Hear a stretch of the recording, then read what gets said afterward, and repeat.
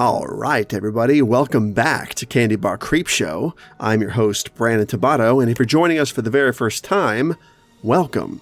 It's been quite a while since we've done one of these Candy Bar Creep Show episodes, so tonight, an ode for the spooky season is the end of September.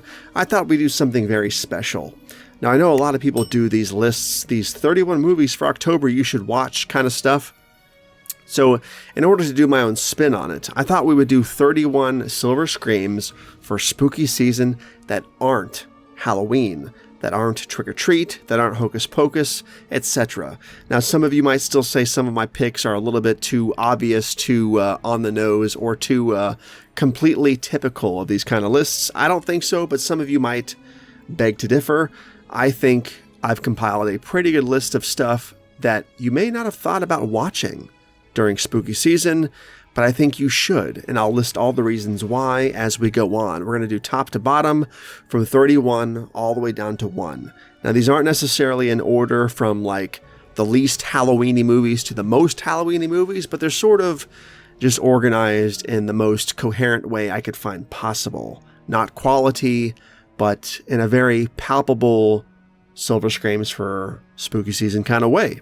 If that makes any sense at all, I don't know. But to me, it makes perfect sense. So with all that said, and to end my incessant rambling, I think we should go ahead and dive into 31 Silver Screams for spooky season that are not Halloween. And again, welcome back to Candy Bar Creep Show.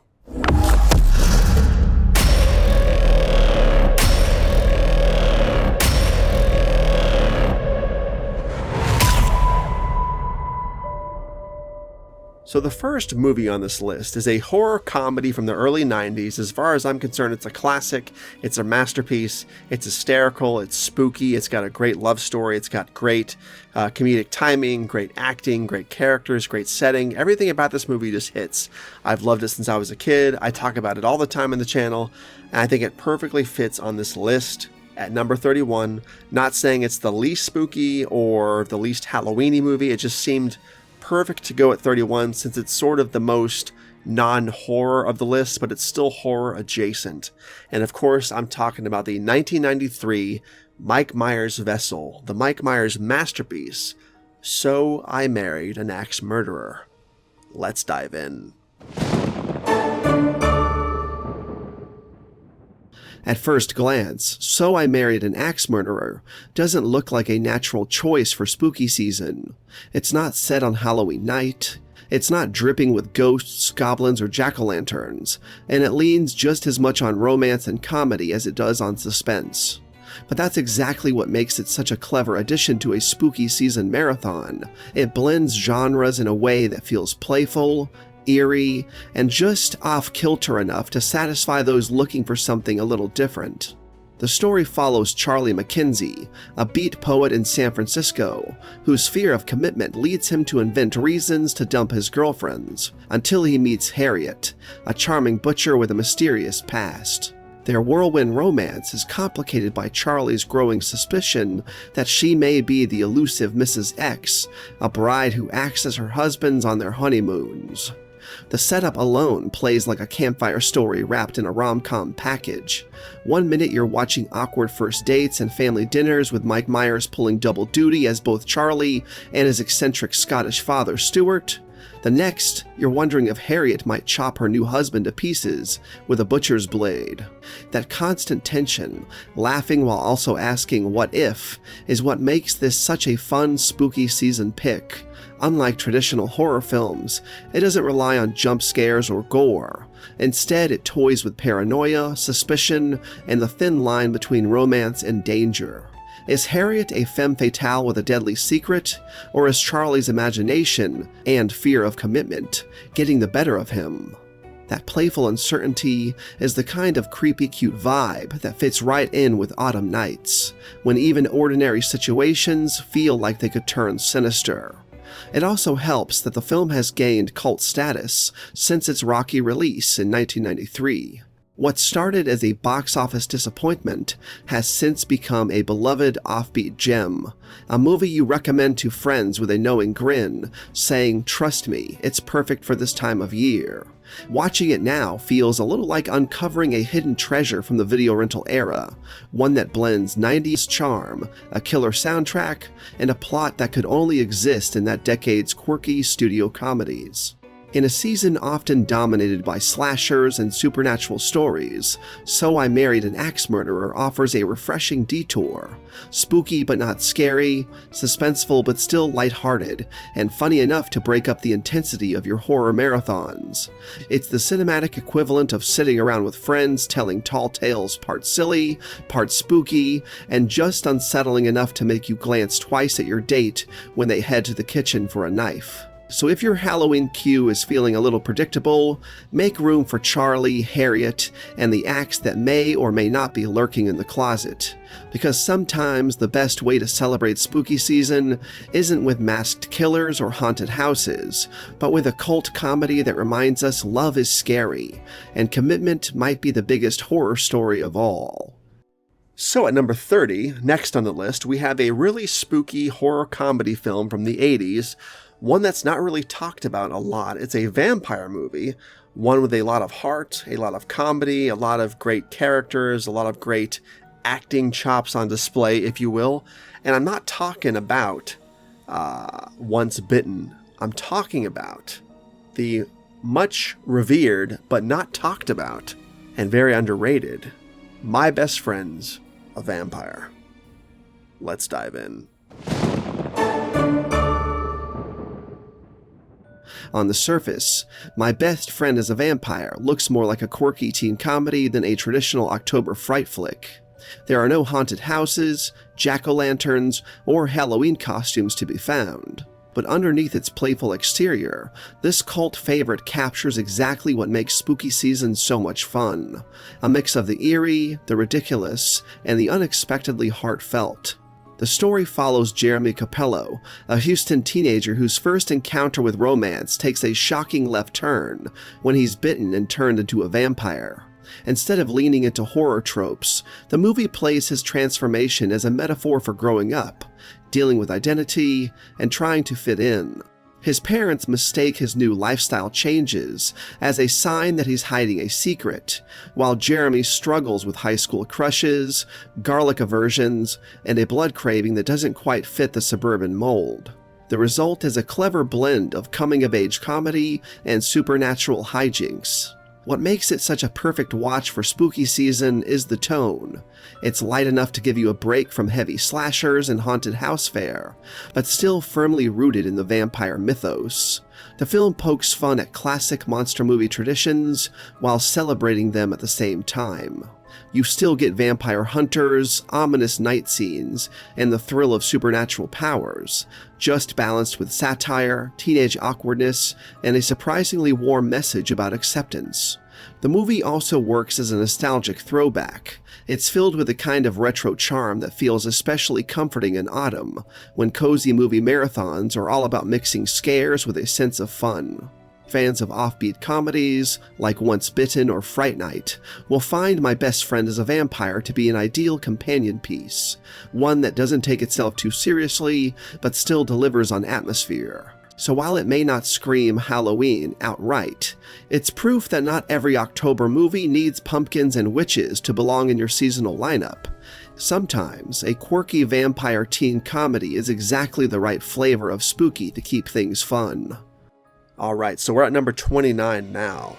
We just talked about My Best Friend's a Vampire, and for this next choice, I want to talk about a really creepy slasher from the 80s, the early 80s, mind you, about an axe-wielding maniac, chilling ghost stories, the woods, frightful kills, cheap cinematography, but a perfectly spooky all-around horror slasher gem. Very underrated, not talked about enough. It's sort of starting to get its due in the horror community, but I feel like it's one that it's really been a sleeper all these years. And I really think it's not necessarily Halloween per se, It's not a very Halloween-y movie, but it fits so good into the spooky season, and I love every single moment of this movie. And of course, we are talking about the infamous Madman. Let's dive in. If you're looking for a hidden gem that captures the raw campfire-side essence of spooky season, Madman is a perfect choice. Released in 1981, this low-budget slasher leans into one of the oldest traditions of autumn nights, gathering around the fire to swap urban legends. In this case, the story of Madman Mars, a farmer who murdered his family and now haunts the woods with his axe, becomes more than a creepy tale. Thanks to one reckless camper shouting his name aloud, the legend comes to life, and the counselors quickly find themselves stalked through the cabins and shadows of the forest. What makes Madman such a great October watch is its atmosphere. It's not about jack-o'-lanterns or trick-or-treating, but it oozes with the vibe of late fall. Dark woods, cold nights, and the uneasy feeling that something could be watching from just beyond the tree line. The movie was originally inspired by the upstate New York Cropsey legend, and that folktale quality gives it a timeless, spooky campfire flavor that resonates with the season.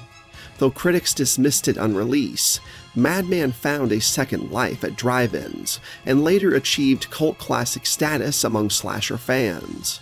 Today, it's remembered not just for its inventive kills and eerie villain design, but for how it distills everything fun about early 80s slashers: practical gore effects, a remote setting, and a villain whose presence is felt long before he strikes.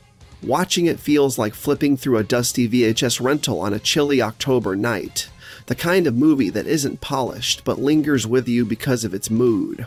For a Halloween season marathon, Madman works as an under-the-radar pick that breaks up the predictable classics. It's glutty without being over the top, and spooky in the way only urban legend slashers can be. Put it on when you want that cozy campfire gone-wrong energy, and remember, never say Madman Marsla's name above a whisper. Alright, the next movie on this list is a very, very, very underrated, ill-talked about slasher. And it's really, really, really giallo adjacent. And I love the movie to death. I saw it in the 90s. I rented it on VHS. I was surprised at how gory it was even back then, but I loved it, and I loved it now. I think it's a fantastic slasher. It's not a Halloween movie per se, like most of the movies on this list, right? But it's such a good underrated horror flick, such a good slasher, such a spooky atmosphere, spooky vibe. Terrific slasher. I know a lot of you have probably seen this movie on store shelves. You've heard Circles in Horror talk about it, but I feel like a lot of you probably haven't seen it yet, and I really implore you to go see it because it's fantastic. It is fantastic. It's one of the better slashers out there. And again, it's really giallo adjacent. A lot of people consider it giallo. Obviously, it's not, but it is giallo adjacent. I will say that. It's the closest you can get to being a giallo film without being a giallo film. And of course, we are talking about Pieces. Let's dive in. If you're looking for a film that takes your Halloween viewing lineup into darker, gorier territory, Pieces 1982 is a perfect addition. This infamous Spanish-American slasher dives headfirst into pure exploitation mayhem, blending over-the-top kills with a campy grindhouse energy that still shocks and entertains decades later. From its chainsaw-wielding murderer to the outrageous set pieces, it's the sort of movie that embodies the anything-can-happen spirit horror fans crave around spooky season. At its core, the film follows a mysterious figure stalking a Boston campus, targeting young women and collecting their body parts to assemble a grotesque human jigsaw puzzle. The premise alone feels like something torn from a fever dream, and the execution delivers a mix of unsettling brutality and pulpy absurdity. While Pieces wasn't conceived as a Halloween movie per se, its reputation as a video nasty, its notorious gore effects, and its larger-than-life villains give it the perfect macabre flavor for October nights. What also makes Pieces such an ideal Halloween choice is the way it leans into atmosphere and shock. The tension-filled chase sequences, punctuated by jarring chainsaw attacks, create the kind of edge-of-your-seat unease that horror fans relish when the nights get longer and colder. The film's unabashed use of practical gore effects, sometimes crude, sometimes disturbingly realistic, adds a visceral punch that makes it stand out from more polished mainstream slashers of the era. Watching it feels like stumbling onto a forbidden artifact, one you shouldn't look at too closely, but can't turn away from either. It's also a film that rewards a group watch. With its bizarre dialogue, outrageous plot twists, and jaw-dropping finale, Pieces has become a cult classic that thrives in the shared experience of laughter and disbelief. It's the type of movie where one moment you're grimacing at the brutality, and the next you're chuckling at the sheer audacity of it all. That push and pull between horror and hilarity is exactly what makes it such a standout choice for Halloween gatherings. Watching Pieces is more than just a horror screening. It's an experience shared among fans who revel in its blend of slasher tropes, giallo-style mystery, and unapologetic shock value. Between the lurid kills, campy performances, and sheer audacity, it embodies the carnival-like atmosphere of Halloween itself. Put simply, if you want your October lineup to go beyond the expected classics and venture into the outrageous, Pieces is the chainsaw-programmed crowd pleaser you didn't know you needed. Next is a 1999 horror classic, or at least I think it's a classic, but nobody ever talks about this movie. It came out, it was big, it was popular. I saw it in theaters in 99 with my friend Dave, and we loved it. But over the years, it's sort of fallen into obscurity and nobody talks about it. And the people that do talk about it don't really seem to like it, which is weird. It's been adapted many times into different TV shows, different movies. It's based on a book. But it's just sort of a shame because it's perfect for the fall, for the spooky season.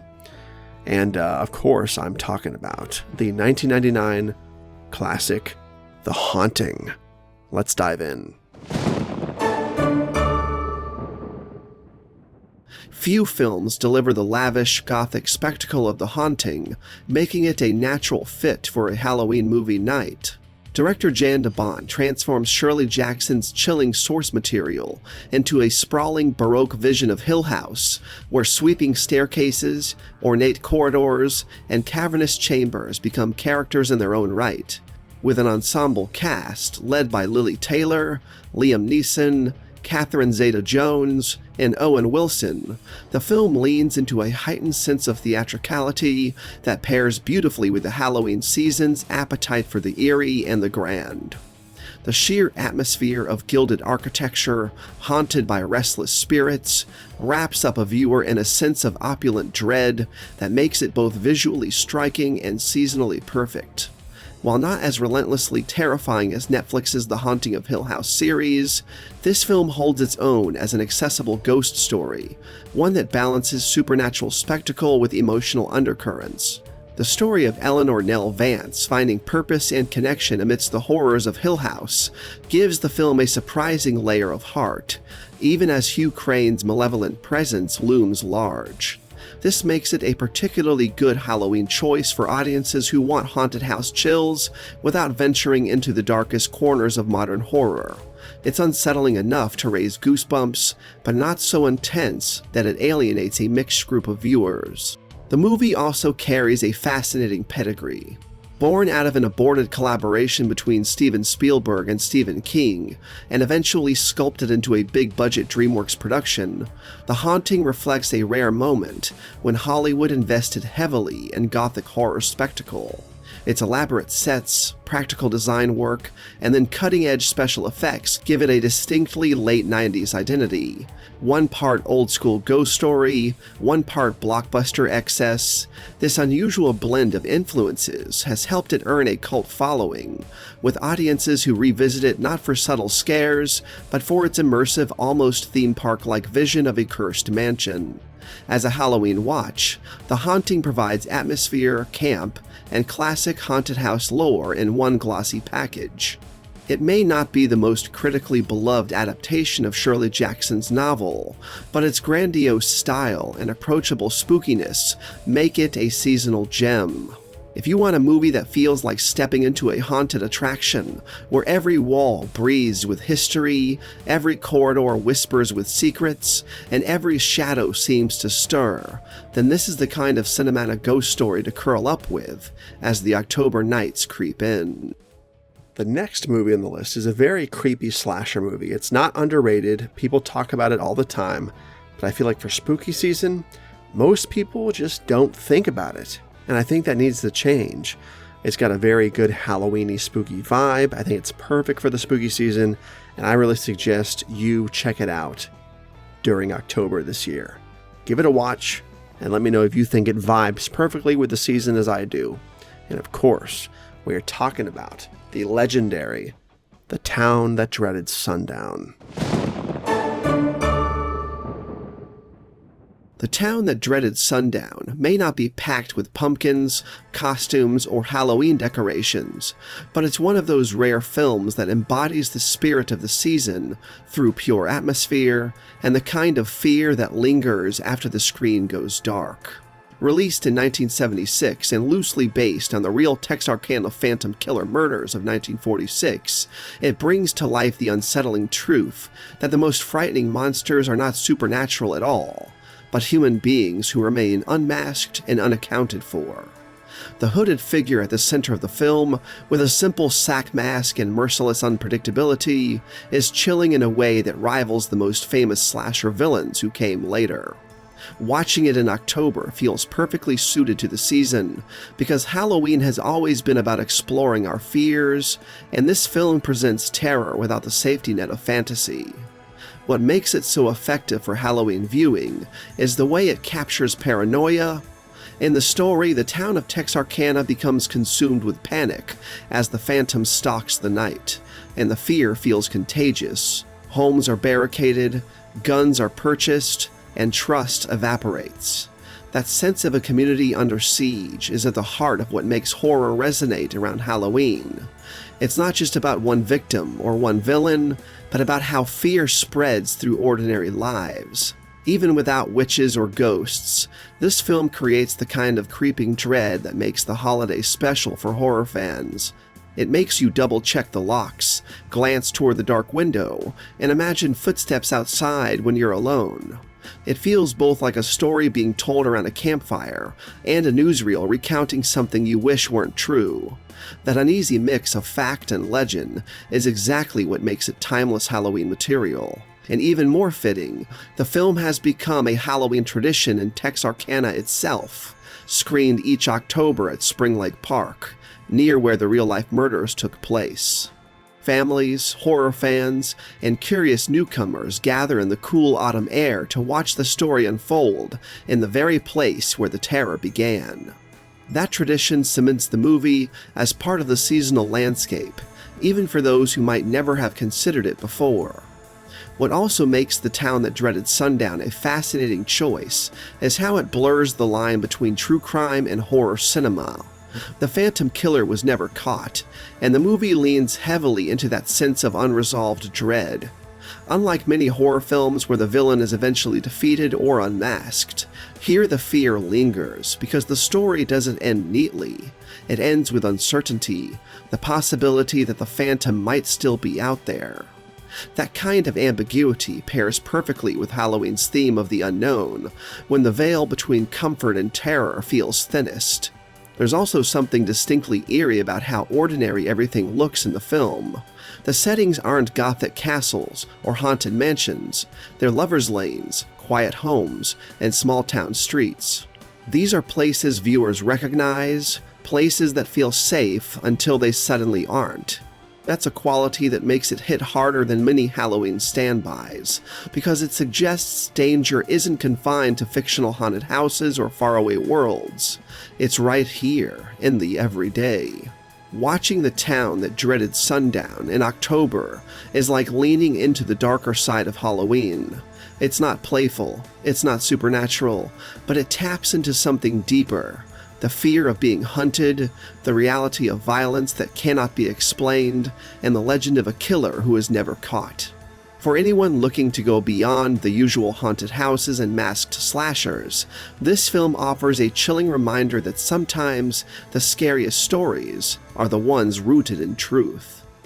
The next movie on the list is one of the spookiest after-school specials you could ever watch.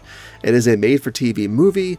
It's not really too obscure, but it's just obscure enough to make the list. It's obviously perfectly in line with the spooky season because of the context, or because of the subject matter, I should say, of the film itself. And once I announce the title, you're going to know exactly why and what I'm talking about, because we are talking about the infamous TV movie that involves a possessed scarecrow wreaking havoc, wreaking revenge on a small town that wronged him, and we're talking about Dark Night of the Scarecrow. Let's dive in. Dark Night of the Scarecrow may not wave a jack-o'-lantern in your face or drop you straight into a haunted house, but it's tailor-made for Halloween viewing. Originally airing on CBS in October 1981, this made-for-television film delivers the kind of slow-burn dread and folkloric justice that feels right at home with the season. At its core, it's a southern gothic ghost story wrapped in revenge horror, a gentle man wrongfully killed, buried in disgrace, and reborn as a vengeful scarecrow whose presence terrifies those responsible. It's a classic tale of injustice, superstition, and retribution, and Halloween has always been a time when those kinds of stories resonate most. The scarecrow itself is the perfect symbol for autumn. Empty fields, harvest time, and straw figures propped against fences are visuals already baked into the Halloween atmosphere, and this film weaponizes that imagery brilliantly. What should be a harmless protector of crops becomes something far more sinister. Seeing Bubba's spirit take the form of a scarecrow taps into the uncanny, where something familiar suddenly feels threatening. Watching the killers get stalked and picked off one by an unseen force isn't just satisfying, it's exactly the sort of eerie, suspense-driven payoff that makes horror such a staple for October nights.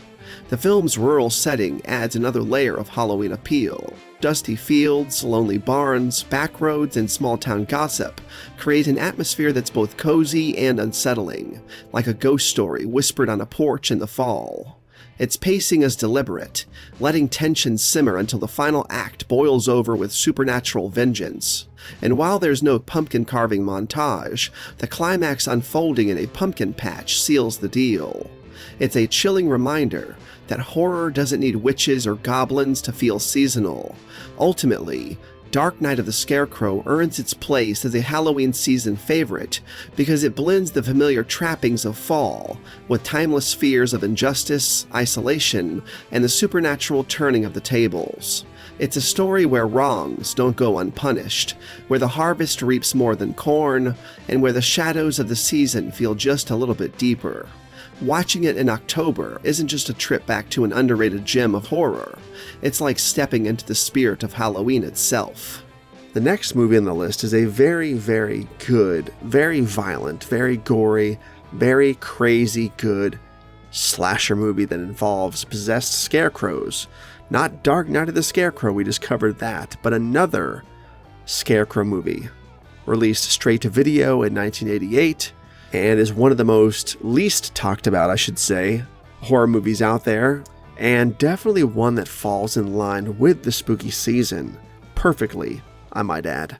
And of course, I'm talking about the infamous 1988 scarecrow slasher epic, Scarecrows. Let's dive in. Scarecrows feels like a movie made to be watched in October. The setup alone, mercenaries trapped in a desolate cornfield at night, surrounded by eerie scarecrows that come to life, is dripping with seasonal atmosphere. Cornfields are a staple of autumn imagery, and the film turns that familiar setting into something claustrophobic and menacing. Just like a haunted hayride or a midnight walk through a pumpkin patch, the rows of corn stalks in this movie become a maze of dread where you never know what's lurking behind the next scarecrow. The supernatural element gives scarecrows its perfect Halloween edge. These aren't just stuffed figures swaying in the wind. They're possessed, malevolent sentinels, animated by the spirits of satanic farmers. Their grotesque killings are bizarrely creative, with bodies mutilated and stuffed like straw dummies, cash sewn into hollowed-out torsos, and corpses strung up as gruesome effigies. That combination of harvest imagery and occult revenge taps right into the kind of folkloric horror that defines Halloween, where everyday symbols of the season, a scarecrow in a field, a shadow at the edge of the woods, suddenly become terrifying. Even though the film was released direct-to-video after its distributor collapsed, Scarecrows has the gritty, low-budget atmosphere that makes so many 1980s horror films feel raw and unsettling. The darkness of the cornfield, the creaking farmhouse, and the relentless paranoia among the mercenaries create a mood that's tailor-made for a late-night Halloween watch. It's strange, violent, and soaked in dread, the kind of film that feels like an urban legend come to life. At Halloween, people crave the uncanny stories that take familiar symbols of the season and twist them into nightmares. Scarecrows delivers exactly that. It transforms the rustic simplicity of a scarecrow into something murderous. It cloaks the screen in moonlit cornfields and farmhouse shadows, and it reminds viewers why the harvest season has always carried an edge of danger. For anyone looking for a hidden gem beyond the usual haunted house or masked slasher, Scarecrows is a perfect pick. A strange, atmospheric, and vicious piece of horror that feels right at home on a chilly October night. The next movie on the list is a very, very underrated Rob Zombie film. I think it's probably one of the most underrated Rob Zombie films in the catalog. I know a lot of people don't like this movie. They think it's loud, it's too long, it's redundant, it's boring, whatever they think. I think it's a fantastic movie, and I wish it had got its dues more than it does today. I think it's one of Rob Zombie's best films that nobody talks about, and I don't know why.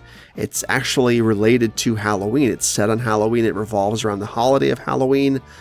Lots of crazy clowns, chainsaws, crazy stuff going on. I love the film. It's perfect for spooky season. And of course, the obvious thing to talk about, considering Rob Zombie Halloween movies, would be Halloween 1 or 2 or House of a Thousand Corpses. But the movie we're talking about tonight, at number 23 on this list, is Rob Zombie's 31. Let's look at it. Rob Zombie's 31 is one of those underappreciated films that feels tailor-made for Halloween, even if it doesn't always get mentioned in the same breath as House of 1000 Corpses or The Devil's Rejects. Set during Halloween night in 1976, the movie takes the already unsettling vibe of carnival life and twists it into a full-on nightmare, trapping 5 traveling carnies in a sadistic survival game run by powder-wig aristocrats and staffed with homicidal clowns known only as the Heads. The premise is pure seasonal terror, a violent, unpredictable blood sport that unfolds over the course of 12 hours on the scariest night of the year. What makes 31 such a perfect choice for Halloween viewing is how it embodies the holiday's darker side. Halloween has always been about masks, games, and the thrill of not knowing what's lurking behind the next door. Zombie leans into all of that with grimy, guerrilla-style filmmaking and characters that feel trapped in a twisted funhouse from hell. The setting itself, maze-like corridors, scarecrow disguises, grotesque clowns, and the looming countdown of survival, echoes the feeling of walking through a haunted attraction, only here, there's no guarantee you'll make it out alive. And then, there's Doomhead, brought to chilling life by Richard Brake. He isn't just another slasher villain, he's a sadistic performer who delivers monologue with unnerving intensity. His presence alone makes 31 worth watching for horror fans who crave an unforgettable Halloween antagonist. Pair that with Zombie's signature mix of grindhouse grit, relentless violence, and unapologetically over-the-top style, and you've got a movie that feels like the cinematic equivalent of stepping into a blood-soaked haunted maze at midnight. Beyond its sheer brutality, what cements 31 as a Halloween season pick is its concept. October 31 is literally the backbone of the story. Zombie has said he was inspired by statistics about people going missing on Halloween night, and that uneasy premise bleeds through every frame. The film channels the primal fear that on a night built around masks and chaos, you could vanish into the dark and become part of something unspeakable. That layer of real-world eeriness makes the movie resonate far beyond its grindhouse violence. So while 31 may not always come up in conversations about Zombie's most celebrated work, it deserves a spot in any October lineup. It's vicious, it's chaotic, it's literally set on Halloween, and it delivers the kind of grotesque carnival of horrors that the season thrives on. For anyone looking to go beyond the usual staples and dive into something nastier, dirtier, and unflinchingly Halloween in spirit, 31 is an excellent choice. The next movie on the list is a zombie classic. Absolutely a zombie classic in its own right. It's not really related to Halloween, but it feels so perfectly in line with the fall spooky season because of its analog horror vibes, its old school television vibes, the VHS tape stuff, the zombies, the atmosphere, really great gore effects, really creepy zombies, really great story, really of its own. It's such a different zombie film. It's such a lone zombie film in a sea of monotonous zombie films. It's just crazy, and I love every single second of it. We're talking about The Video Dead. The Video Dead might not be the first title people bring up when rattling off Halloween must-watches, but that's exactly why it deserves a place on your October playlist. Released straight to video in 1987, this oddball slice of horror blends the charm of a VHS viral cult classic with the eerie fun of a supernatural zombie tale. Central gimmick: a haunted television that literally spits its undead characters into the real world, is both campy and unsettling, making it feel like something you might stumble across on late-night cable with the lights off. There's a nostalgic, almost urban legend quality to the story, as though it were written to be whispered among friends at a Halloween sleepover. What makes The Video Dead so fitting for Halloween is how it plays with the idea of media, masks, and illusions, themes that perfectly suit the season. The zombies themselves are grotesque but strangely human, feeding not just out of hunger but out of envy and bitterness at their own half-dead state. The fact that they recoil at mirrors, attack when they sense fear, and can only be stopped through trickery and psychological games gives the film a creepy fairy tale vibe, as though you're watching an old cautionary tale dressed in VHS grain. And of course, the television ties right into that Halloween fear of everyday objects becoming sinister. It's not a haunted house or a cursed graveyard this time. It's the box sitting in your living room, flickering to life on its own. Even without jack-o'-lanterns or witches, The Video Dead feels right at home in October because it embodies that playful but unnerving mix of the bizarre and the macabre. It's quirky, it's low budget, and it doesn't take itself too seriously, but the imagery of zombies climbing out of a TV screen, infiltrating neighborhoods, and wreaking havoc is the kind of nightmare logic that Halloween thrives on. Watching it now isn't just revisiting an overlooked cult gem, it's indulging in the very spirit of Halloween. Cheap scares, wild imagination, and the sense that anything, even your television, might suddenly come alive after dark. And part of what makes the movie linger in your head long after the credits roll is just how freaky the zombies look. These aren't sleek, modern special effects creatures. They're rubbery, decayed, and grotesquely expressive, the kind of practical monster designs that feel tactile and raw. Each zombie has its own strange personality and unsettling features, from mutilated faces to jerky movements, making them look less like movie monsters and more like nightmares half-formed from rotting flesh. They're eerie in a way that only practical 1980s effects can be, and their uncanny appearance makes them a perfect visual companion to the Halloween season. The next movie on the list is a cult classic, a creature feature. It came out after Gremlins, but to me it succeeds Gremlins in every way. It's got a really evil underlying story, really great execution, great Well, maybe not great, but good acting, great characters, great cast. Everything about this movie I love. It feels so grimy and dark and evil and wicked, and the creature effects are so cool. I love every single second of this movie. The soundtrack kicks ass.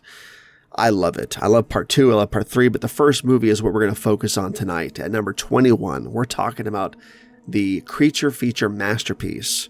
Perfect for spooky season, perfect for Halloween season, Ghoulies. Let's dive in to the toilet. Ghoulies is one of those delightfully weird 1980s horror movies that doesn't scream Halloween on the surface, but once you dive in, you realize it's the perfect fit for spooky season viewing. Released in 1985, it combines occult rituals, demonic creatures, and a cursed family estate into a story that feels like a haunted house ride gone completely off the rails. The setup: Jonathan Graves inheriting his satanic father's mansion and slowly falling under the spell of its dark secrets, has all the ingredients of a classic Halloween tale. Ancient curses, forbidden knowledge, and the sense that curiosity can unleash something that should have stayed buried. What makes it even better for October is the sheer strangeness of the ghoulies themselves. These slimy, rubbery little monsters might not be as famous as gremlins, but their grotesque designs and mischievous personalities give the movie its signature charm. They're nasty, unpredictable, and oddly funny in the way only practical effects creatures from the 1980s can be. The idea of these grotesque, goblin-like beings lurking in basements, popping out at the worst times, or even crawling up from toilets, taps directly into that mix of humor and horror that defines so many Halloween staples. The movie also leans heavily on atmospheric occult tomes, candlelit rituals, hooded figures, and crumbling gothic spaces that make you feel like you've stepped straight into a midnight seance. It's less about polished scares and more about creating a surreal, unsettling world where demons, dwarfs, and satanic fathers all collide in the shadows. That heightened theatrical sense of horror makes it perfect for Halloween marathons, where you want movies that feel strange, atmospheric, and a little unhinged. Ghoulies might not be a Halloween film in name, but it embodies the season through its occult trappings, its creepy creature designs, and its playful midnight movie energy. It's the kind of film that feels best watched in the glow of jack-o'-lanterns, with friends laughing and cringing at the same time. For fans of cult horror who want something different than the usual masked killers or haunted houses, Ghoulies delivers a devilish good time that fits right into the Halloween spirit. The next movie on the list is a somewhat of a cult classic. It involves a pumpkin-headed, scarecrow-style guy killing people. I remember the first time I encountered this was on a VHS tape at Blockbuster. Not Videoland, mind you, but Blockbuster.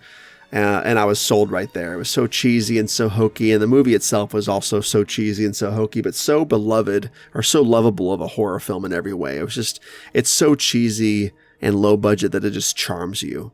It's not a masterpiece by any means, but it's so perfect for watching in Halloween season, and I can't believe more people don't talk about it. We're talking about Jacko. Let's dive in.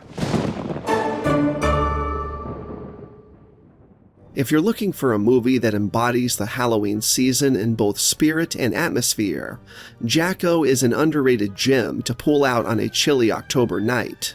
Released in 1995 and directed by Steve Latshaw, this low-budget horror flick leans hard into the very imagery that defines Halloween.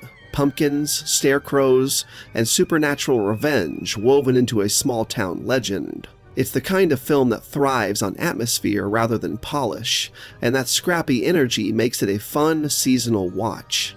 At the heart of the story is Jacko, a pumpkin-headed scarecrow raised from the grave to seek vengeance on the descendants of the family that once wronged his master. The setup alone feels tailor-made for Halloween, with haunted history, cursed bloodlines, and an unstoppable monster stalking the streets of suburbia. The presence of horror icons like Linnea Quigley, as well as posthumous cameos from John Carradine and Cameron Mitchell, add a nostalgic layer that horror fans will appreciate, making it both a curiosity and a cult favorite. What really seals the deal, though, is the film's unabashed embrace of Halloween aesthetics. From the suburban trick-or-treat backdrop to the very design of Jacko himself, a literal jack-o'-lantern-headed executioner, the movie wears the season proudly on its sleeve. It may be campy, it may be rough around the edges, but Jacko captures the gleeful, spooky fun of the holiday in a way few films manage. It's the perfect popcorn flick to throw on when you want your Halloween watch list to include something atmospheric, strange, and dripping with pumpkin spice horror charm. The next movie on this list I saw in the mid-90s when it came out on VHS. I'm not sure if it had a theatrical run, but it was a very, very weird, strange caliber of scarecrow film. It involved vengeance, curses, weird town members, crazy murder and death and occult stuff. Just a really weird scarecrow movie. Very bizarre. I think it's probably better than the last movie we just talked about, Jacko. Is it better than Dark Night of the Scarecrow or Scarecrows? Probably not, but it feels more Halloween-y, spooky season vibes than those movies. And of course, some of you probably haven't even heard of this movie, but I'm talking about the next movie on this list at number 19, Night of the Scarecrow. Let's take a look. Night of the Scarecrow is one of those hidden gems from the mid-1990s that feels tailor-made for spooky season. Directed by Jeff Burr and featuring a cast that includes Elizabeth Brandes, Stephen Root, and Gary Lockwood, the film takes a simple rural setting and transforms it into a playground for supernatural terror. At its core, it's a story about bargains gone wrong, ancient curses, and the kind of evil that never truly dies. Perfect fodder for a Halloween night viewing.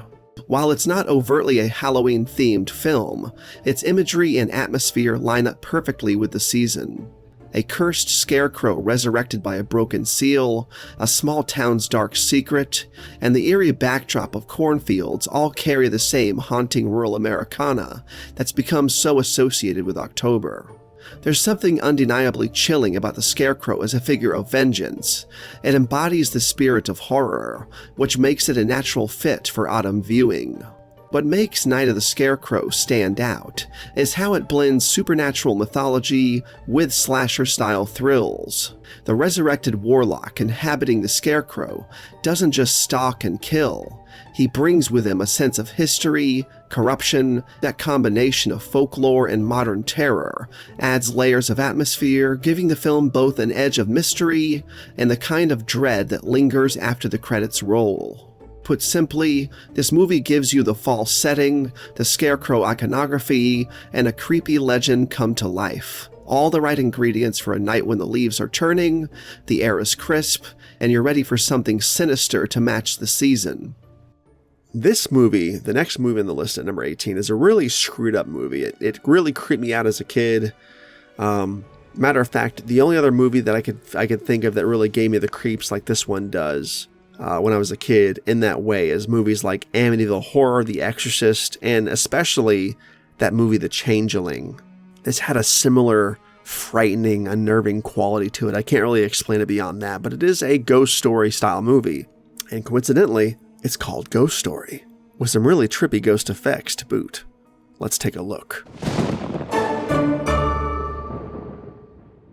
Ghost Story is the kind of film that sinks its teeth into you, with an atmosphere thick enough to rival the coldest New England winter. Directed by John Irvin and boasting an all-star cast that includes Fred Astaire, Melvin Douglas, Douglas Fairbanks Jr., John Houseman, and Alice Krige, it blends supernatural terror with a chilling tale of guilt, secrets, and revenge that spans generations. It's a movie that thrives on mood, snow-covered streets, crumbling mansions, and ghostly apparitions that feel as if they could drift straight out of a nightmare. From its elegant cinematography to its haunting score, the film creates an eerie environment that perfectly complements the season when the nights grow longer and the unknown feels closer than ever. Though it isn't built around Halloween itself, the film carries everything that makes the season so effective for horror. The long shadows, the sense of decay, the creeping reminder that the past never stays buried. At its core, it's a story about a group of men who believe they've buried their sins, only to have the dead claw their way back into the present. That theme of reckoning, when what was hidden comes back in grotesque, spectral form, fits seamlessly with the reflective, eerie spirit of October nights. The film's wintry backdrop almost feels like an extension of Halloween's chill, reminding viewers that terror isn't bound by one night, but can stretch into every corner of the year. What makes Ghost Story such a rewarding seasonal pick is the way it marries old-world elegance with raw, unsettling terror. The legendary cast brings gravitas to the story, with seasoned performers lending weight to the idea of aging men reckoning with choices made long ago. At the same time, Alice Krige delivers one of horror's most haunting dual performances, embodying both allure and menace with unsettling ease. Her presence alone makes the film unforgettable, embodying the timeless archetype of the beautiful phantom whose vengeance cannot be escaped. Dick Smith's remarkable practical effects push the film into another category altogether. His work on the decayed apparitions of Eva/Alma remains chilling decades later, capturing the grotesque side of ghostly vengeance in a way CGI could never replicate. The combination of Krige's performance and Smith's makeup artistry ensures that Ghost Story leaves behind more than just atmosphere. It delivers visuals that stay etched in memory, the kind you'll recall the next time you find yourself alone in the dark. For those looking to step outside the obvious Halloween titles, Ghost Story offers a sophisticated, slow-burn alternative that still delivers on chills, making it a standout watch when the season calls for something both unsettling and unforgettable. It's a film that asks viewers to sit with its shadows, to contemplate the weight of secrets and the inevitability of the past returning. And in that way, it becomes not just a ghost story on screen, but the kind of tale we tell one another when the leaves fall. The air cools, and we feel the urge to invite a little fear into the room. The next movie is one of the most underrated Tobe Hooper classics in existence. I think it's starting to get its due now, and most people don't consider it a Halloween movie. I don't either, but it's such a spooky hidden gem for the spooky season that nobody ever talks about watching in the spooky season. I think it's perfect. It's got carnivals, clowns, animatronics, creepy mutant guys wearing Frankenstein masks, a great cast, great score, great direction, really creepy, sleazy vibes and undertones. It's a great flick, and we're talking about The Funhouse. Let's dive in. Tobe Hooper's The Funhouse is one of those horror films that feels tailor-made for spooky season, even if it doesn't wear Halloween on its sleeve.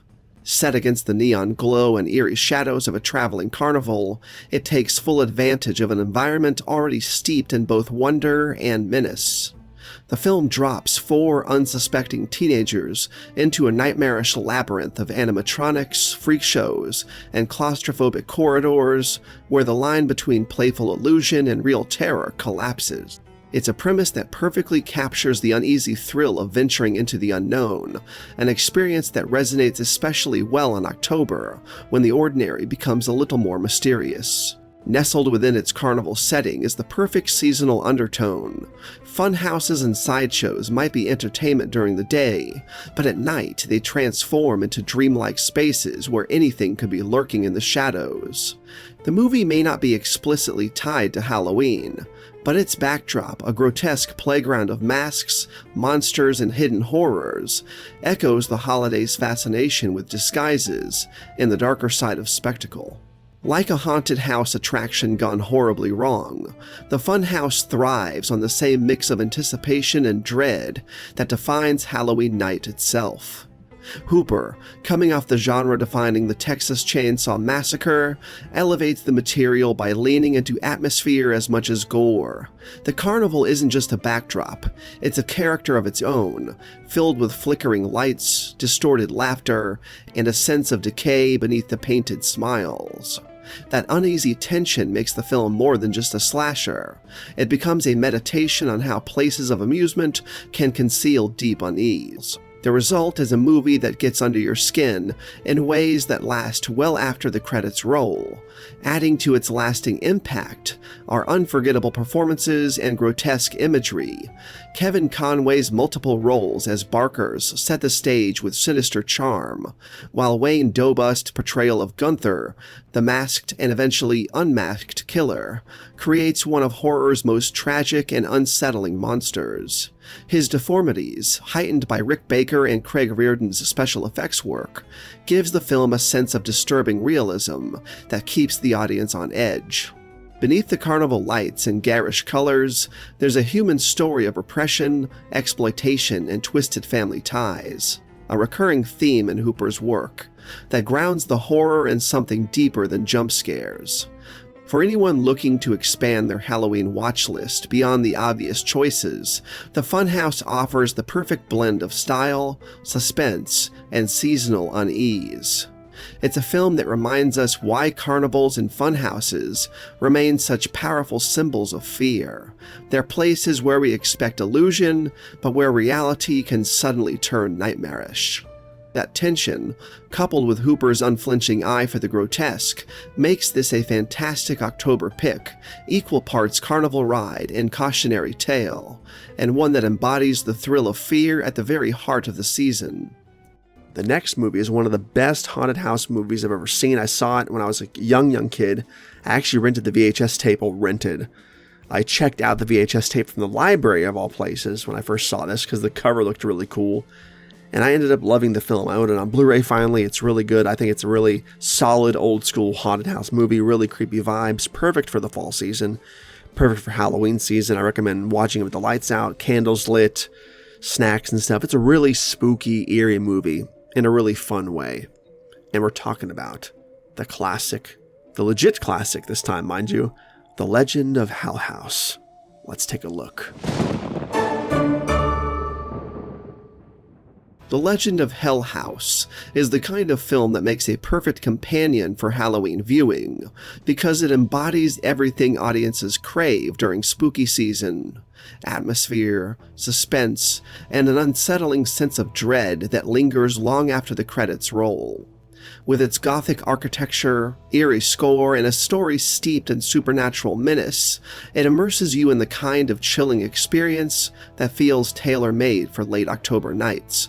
From the moment the investigators step into Belasco House, you know you're entering a place where evil has not only lived, but continues to breathe, infecting every corner of its decaying walls. What makes it especially intriguing is that, though it unfolds around Christmas time and isn't overtly tied to Halloween traditions, its haunted house tale resonates deeply with the spirit of the season. The film's exploration of mortality, possession, and the violent legacy of Belasco House taps into the same primal fears and fascination with the unknown that make Halloween such a cultural touchstone. It doesn't rely on pumpkins or trick-or-treaters. It's scarier for the way it draws its horror from human depravity and the suggestion of forces beyond comprehension. The house becomes a stage where skepticism, faith, and human weakness collide, each character's flaws exploited by whatever lurks in the shadows. Richard Matheson's script, coupled with John Huff's direction, crafts a tense blend of psychological unease and supernatural terror, enhanced by strong performances from Pamela Franklin and Roddy McDowall. The claustrophobic setting and steadily escalating paranormal phenomena transform the house itself into a character, one that seems to pulse with malevolence. Delia Derbyshire's electronic-infused score only deepens the unease, wrapping the audience in a sonic atmosphere that feels as disorienting as the haunting itself.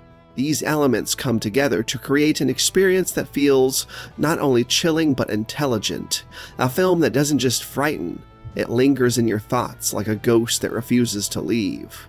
For viewers looking to step outside the obvious seasonal picks, The Legend of Hell House provides a sophisticated and terrifying alternative, an unsettling reminder that the scariest places are not marked on a calendar, but are instead waiting to be discovered in the shadows. It's a film that dares you to confront not just the idea of spirits, but also the darkness rooted in human cruelty and obsession. In a season built on celebrating fear, there may be no better choice than a story that makes you question whether the most terrifying monsters are the ones you can see or the ones you only feel breathing just beyond the veil. The next movie is a Hammer film from 2012, one of the best horror movies of the 2010s I could think of.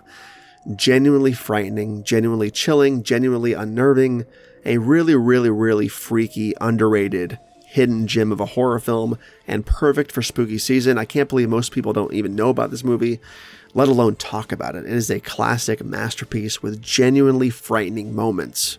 Starring Harry Potter himself, Daniel Radcliffe, we're talking about the infamous 2012 version of The Woman in Black. Let's talk about it. The Woman in Black is an ideal Halloween season watch because it drips with everything that makes a gothic ghost story so hauntingly effective. Moody atmospheres, shadowed corridors, and the uneasy sense that something terrible lingers just out of sight. Daniel Radcliffe's performance grounds the film with a sense of grief and vulnerability, making the supernatural horrors feel all the more personal and unsettling. There's a richness to the Edwardian setting that already feels half in shadow, and the film takes full advantage of candlelit rooms, fog-laden marshes, and the creaks of a decaying estate to keep you unsettled from the very start. The film may not center around pumpkins or masked slashers, but its world of isolated villages, cursed children, and a vengeful specter in black has all the ingredients that make October viewing so satisfying. That's part of the fun. It sneaks under your skin through mood and slow building dread, rather than leaning on seasonal trappings. The result is a story that feels timeless, like a chilling ghost tale whispered by firelight, or passed down on stormy nights when the wind rattles the windows. This restraint makes the scares land harder. The horror isn't about quick shocks, but about the way the tension coils tighter until the inevitable confrontation arrives. What also makes The Woman in Black stand out is just how genuinely eerie and frightening some of its moments are. There are sequences, Arthur exploring the empty nursery, or the sudden glimpses of the titular figure standing motionless in the distance, that rank among the most unsettling scenes in modern ghost cinema. The film isn't afraid of silence, nor of letting dread breathe, and when the jolts do come, they feel earned and lingering rather than disposable. It's the kind of movie that can leave you hesitating to glance at a darkened corner after the lights go out. Adding to its Halloween appeal is the pedigree of Hammer Film Productions, a studio with a long history of gothic horror that knew how to craft an atmosphere both beautiful and terrifying. The Woman in Black leans into that legacy, paying homage to classic ghost stories while making them feel fresh for a modern audience. Combine that with Marco Beltrami's unsettling score and Watkins' careful pacing, and you have a film that rewards patient viewers who love to be immersed in dread. For Halloween season, when many people are seeking a film that balances genuine atmosphere with chilling payoff, The Woman in Black offers something different yet completely fitting. It's a ghost story with heart, grief, and consequence wrapped in imagery that lingers long after the credits roll. Dim the lights, quiet the house, and let its shadows stretch over your evening. This is the kind of film that feels tailor-made for nights when the veil feels just a little thinner. At number 14, we are talking about another 1999 horror classic, this time a remake of an original classic, which I find this version to be much better in every way, much more frightening, genuinely scary. Some of the best cast I've ever seen, the best effects, the scariest effects, sort of has like a Jacob's Ladder style overcranked or undercranked style cinematography with the ghost effects. It's a really freaky, stylish, hip and scary horror movie from the late 90s, and I love every single second of this movie. I love it. The ultimate haunted house movie from the late 90s, possibly of all. Talking about the 1999 remake of House on Haunted Hill. Let's take a look. House on Haunted Hill 1999 is a wickedly entertaining pick for Halloween season because it combines everything people crave in a horror movie marathon, a creepy setting, a larger-than-life villain, and just enough gore and supernatural chaos to keep your pulse racing. Jeffrey Rush channels Vincent Price energy with campy delight, while Famke Janssen brings a deliciously dark edge to her role, making the twisted dynamics between the characters as unnerving as the ghosts themselves.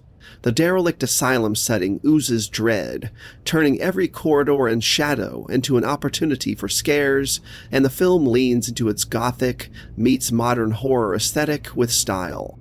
Somewhere between slasher thrills and ghostly terror, the movie finds its rhythm in pure atmosphere. While it isn't directly tethered to pumpkins or trick-or-treating, the grim asylum backdrop, with its violent history and restless spirits, feels tailor-made for late October nights. Halloween is as much about the mood as the theme, and House on Haunted Hill understands that. That supernatural twist, absent from the 1959 original, elevates it beyond a murder mystery gimmick and into true haunted house horror, punctuated by wild, reality-bending visuals that feel ripped from nightmares. The visuals themselves are some of the most genuinely frightening aspects of the movie. The twitching, jerky, overcranked ghost effects, directly reminiscent of Adrian Lyne's Jacob's Ladder, are uniquely unsettling, giving the apparitions a distorted, almost inhuman energy that feels both chaotic and unavoidable. It's the kind of imagery that stays with you, the kind that can creep back into your mind hours after watching. This isn't the polished CGI of later horror films. It's raw, surreal, and profoundly unnerving, making the supernatural presence feel that much more malevolent. Adding to the fun for locals, the film even opens with a theme park sequence that was shot at Islands of Adventure in Orlando, just about an hour away from where I live. It's a playful, over-the-top setup that contrasts brilliantly with the nightmarish horrors to come, and it's a neat slice of Florida theme park history. What makes it such a great Halloween choice is that it doesn't just rely on a few jump scares or one-note shocks. It layers camp, suspense, gore, and genuine creepiness into a twisted funhouse ride that's perfect for watching with friends or alone with the lights out. Released on Halloween weekend in 1999, the film was literally made for the season, and that spirit carries through every outrageous scare. House on Haunted Hill might not be a Halloween movie in the traditional sense, but it embodies the mischievous, chilling, and theatrical energy that makes the holidays special. At number 13, we have the 1994 classic, starring Brandon Lee. His final film role, he passed away while making it. It's not necessarily a Halloween movie, but Halloween is featured in the movie. It mostly takes place on Devil's Night. That's sort of the theme of the movie. But you guys at this point know what I'm talking about. It's the 1994 classic set in a very outlandish sort of, not neo-Western, but sort of a rundown, more grungy, burned-out version of Detroit, a comic book version, where a guy comes back from the dead to set the wrong things right. And it is absolutely a masterpiece. I was lucky enough to see this in theaters. God rest Brandon Lee.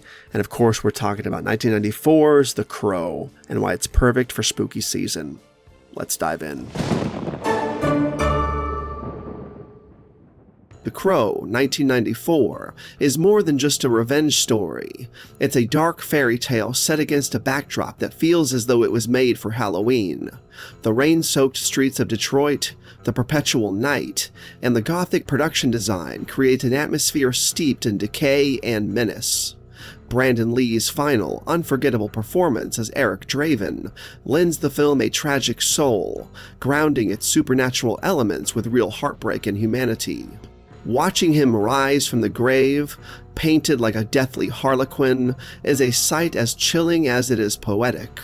An image that captures the essence of Halloween, the blurring of life, death, and everything in between. The movie's timing only enhances its seasonal appeal. The story takes place on Devil's Night, the notorious Detroit tradition of fire and lawlessness that falls on October 30th, the night before Halloween. The flames rising from the city's rooftops, the chaos in the streets, and the sense of impending doom wrap the film in a seasonal authenticity that few other horror-adjacent movies can claim. This isn't just a backdrop, it's a vital part of the story, a symbolic purgatory from which Eric emerges to restore a kind of justice. Amid this darkness comes a surprisingly tender moment, Eric pausing in the middle of his grim mission to smile at children in costume, trick-or-treating. That fleeting scene reminds us of innocence, light, and the joy of Halloween itself, an almost bittersweet contrast to the vengeance-driven narrative. The visuals amplify that eerie seasonal vibe, with Alex Proyas' direction leaning heavily into stylized noir and comic book surrealism. Every frame seems painted with shadow, fire, and rain. The imagery, crow feathers against storm clouds, Eric perched like a phantom on Gothic rooftops, becomes a visual love letter to October nights. It's a time capsule of 90s alternative music that doubles as a Halloween playlist. The soundscape alone creates a sense of both mournful beauty and violent catharsis, perfectly marrying the film's themes of grief and resurrection. What also makes The Crow enduringly frightening in a subtle way is the way it treats death and loss with sincerity. Eric is not a superhero in the conventional sense. He's a ghost fueled by pain, driven to finish what life and love left incomplete. That melancholic core makes the horror elements resonate more deeply. The villains aren't just evil, they embody a world so rotten it demands supernatural justice. Top dollar, and his gang are grotesque caricatures of corruption and cruelty, standing in stark contrast to Eric's purity of purpose. Their fates feel like grim inevitabilities in a Halloween morality tale where darkness finally consumes itself. The film also carries with it the real-life tragedy of Brandon Lee's death during production, which gives every frame an unshakable poignancy. Watching The Crow in October becomes not only an act of seasonal ritual, but also a quiet remembrance of a talent lost too soon. It's rare for a film to embody so much stylized horror, supernatural justice, comic book fantasy, raw tragedy, and still feel cohesive, but The Crow manages it with haunting grace. For Halloween season, when audiences crave stories that merge the supernatural with human emotion, The Crow stands out as a masterpiece. It's a film about death, vengeance, and love that refuses to die, wrapped in visuals and music that are as chilling as they are beautiful. Devil's Night may technically come before Halloween, but when Eric Draven dons his face paint and takes to the night, the spirit of the season is alive in every frame. Watch it in late October, and it feels less like just another movie and more like a ritual, one that reminds us that even in darkness, there can be moments of light, laughter, and love. I saw this in theaters when I was 7. How awesome is that? The next movie on the list, at number 12, is one of the best horror anthologies of all time. One of the most underrated horror anthologies of all time, has one of the best soundtracks ever, one of the best casts, some genuinely creepy stuff going on in some of these segments, great cinematography, really ahead of its time, and I can't believe more people don't talk about it. A lot of people are starting to catch on to its existence. It's had a couple sequels in recent years, but the first movie, man, is so damn good. So creepy, so eerie. Killer soundtrack, like I've already said. Just a really good spooky season classic anthology film, in my opinion. 1995's Tales from the Hood. Tales from the Hood 1995 is one of those movies that feels tailor-made for the Halloween season. It's spooky, stylish, and socially sharp, blending horror with biting commentary in a way few films have managed. Directed by Rusty Cundiff and produced by Spike Lee, the anthology stitches together 4 terrifying tales that deal with racism, abuse, corruption, and violence, all wrapped inside a chilling frame story, led by the unforgettable Clarence Williams III as the eccentric mortician Mr. Sims. His wide-eyed, manic performance gives the film a playful yet sinister energy, like a carnival barker ushering you through the scariest haunted attraction of your life. for Halloween, that kind of setup is irresistible. It feels like being told ghost stories in a mortuary with the walls closing in. What makes the film such a standout is the way it blends the supernatural with real-world horrors. Rogue Cop Revelation, the opening story, doesn't just deliver zombie vengeance, it taps into the terror of systemic corruption. The sight of Martin Morehouse crucified to a graffiti wall, intoning "Bring them to me," is pure nightmare fuel. The moment is genuinely eerie, otherworldly, surreal, and unforgettable. It isn't just a monster popping out of a closet, it's a vision of the dead demanding justice, a shiver-inducing image that sticks with you long after the story ends. That mix of horror and social relevance is what makes Tales from the Hood hit harder than so many other anthologies. His second tale, Boys Do Get Bruised, takes the old monster in the closet trope and flips it into something devastatingly real: domestic abuse. Watching Walter literally crumple drawings of his abuser is both empowering and unsettling, a reminder of how horror can give voice to trauma. For a Halloween watch, it balances that perfect middle ground between eerie supernatural imagery and something all too human. It's the kind of story that makes you uncomfortable in the right way, like the best scary stories often do.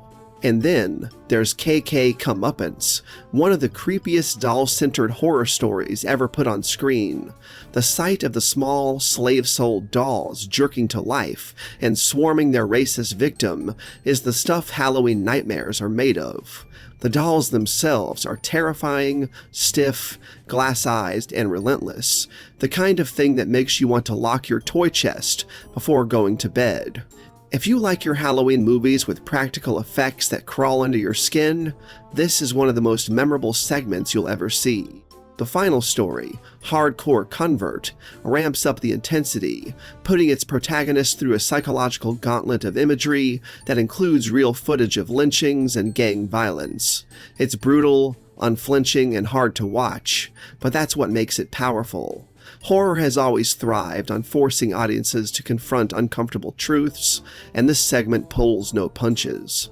Watching it in October, when we willingly embrace unsettling imagery, feels especially fitting. It takes the season's love of the grotesque and ties it to something bigger than just scares. Of course, no Halloween recommendation would be complete without mentioning the wraparound tale. Mr. Sims, guiding the three gangsters through his mortuary. For a Halloween night marathon, it's the perfect closer. Wild, fiery, and unforgettable. And then there's the soundtrack, stacked with mid-90s hip-hop and R&B, including contributions from Wu-Tang Clan and Spice One. It doesn't just set the tone, it slams it home. The music amplifies the menace, the energy, and the edge, making the film feel like a living time capsule of its era. When you add it all up, the chilling imagery, the unforgettable dolls, the crucified ghosts demanding vengeance, the fiery finale, and that killer soundtrack, you've got one of the best horror anthologies of all time. It's creepy, thought-provoking, and genuinely frightening in spots, but it never forgets to be fun. At number 11, we have a very, very weird anthology horror movie. Sort of a horror slash sci-fi slash thriller anthology, I guess you could say, based on a television show. And you guys probably already know what I'm talking about. Well, I guess there's two options you could think I'm talking about, but this is one of the two. The other one is coincidentally also featured in this list. But this one I'm talking about has some genuinely shocking moments involving a guy in a car, a cartoon character coming out of a TV, a woman with no mouth, etc., etc., etc. Really freaked me out as a kid. It freaks me out now. Especially the scene where Dan Aykroyd turns into a monster. So those of you who have seen it already know what I'm talking about. We're talking about Twilight Zone, the movie. Let's dive in.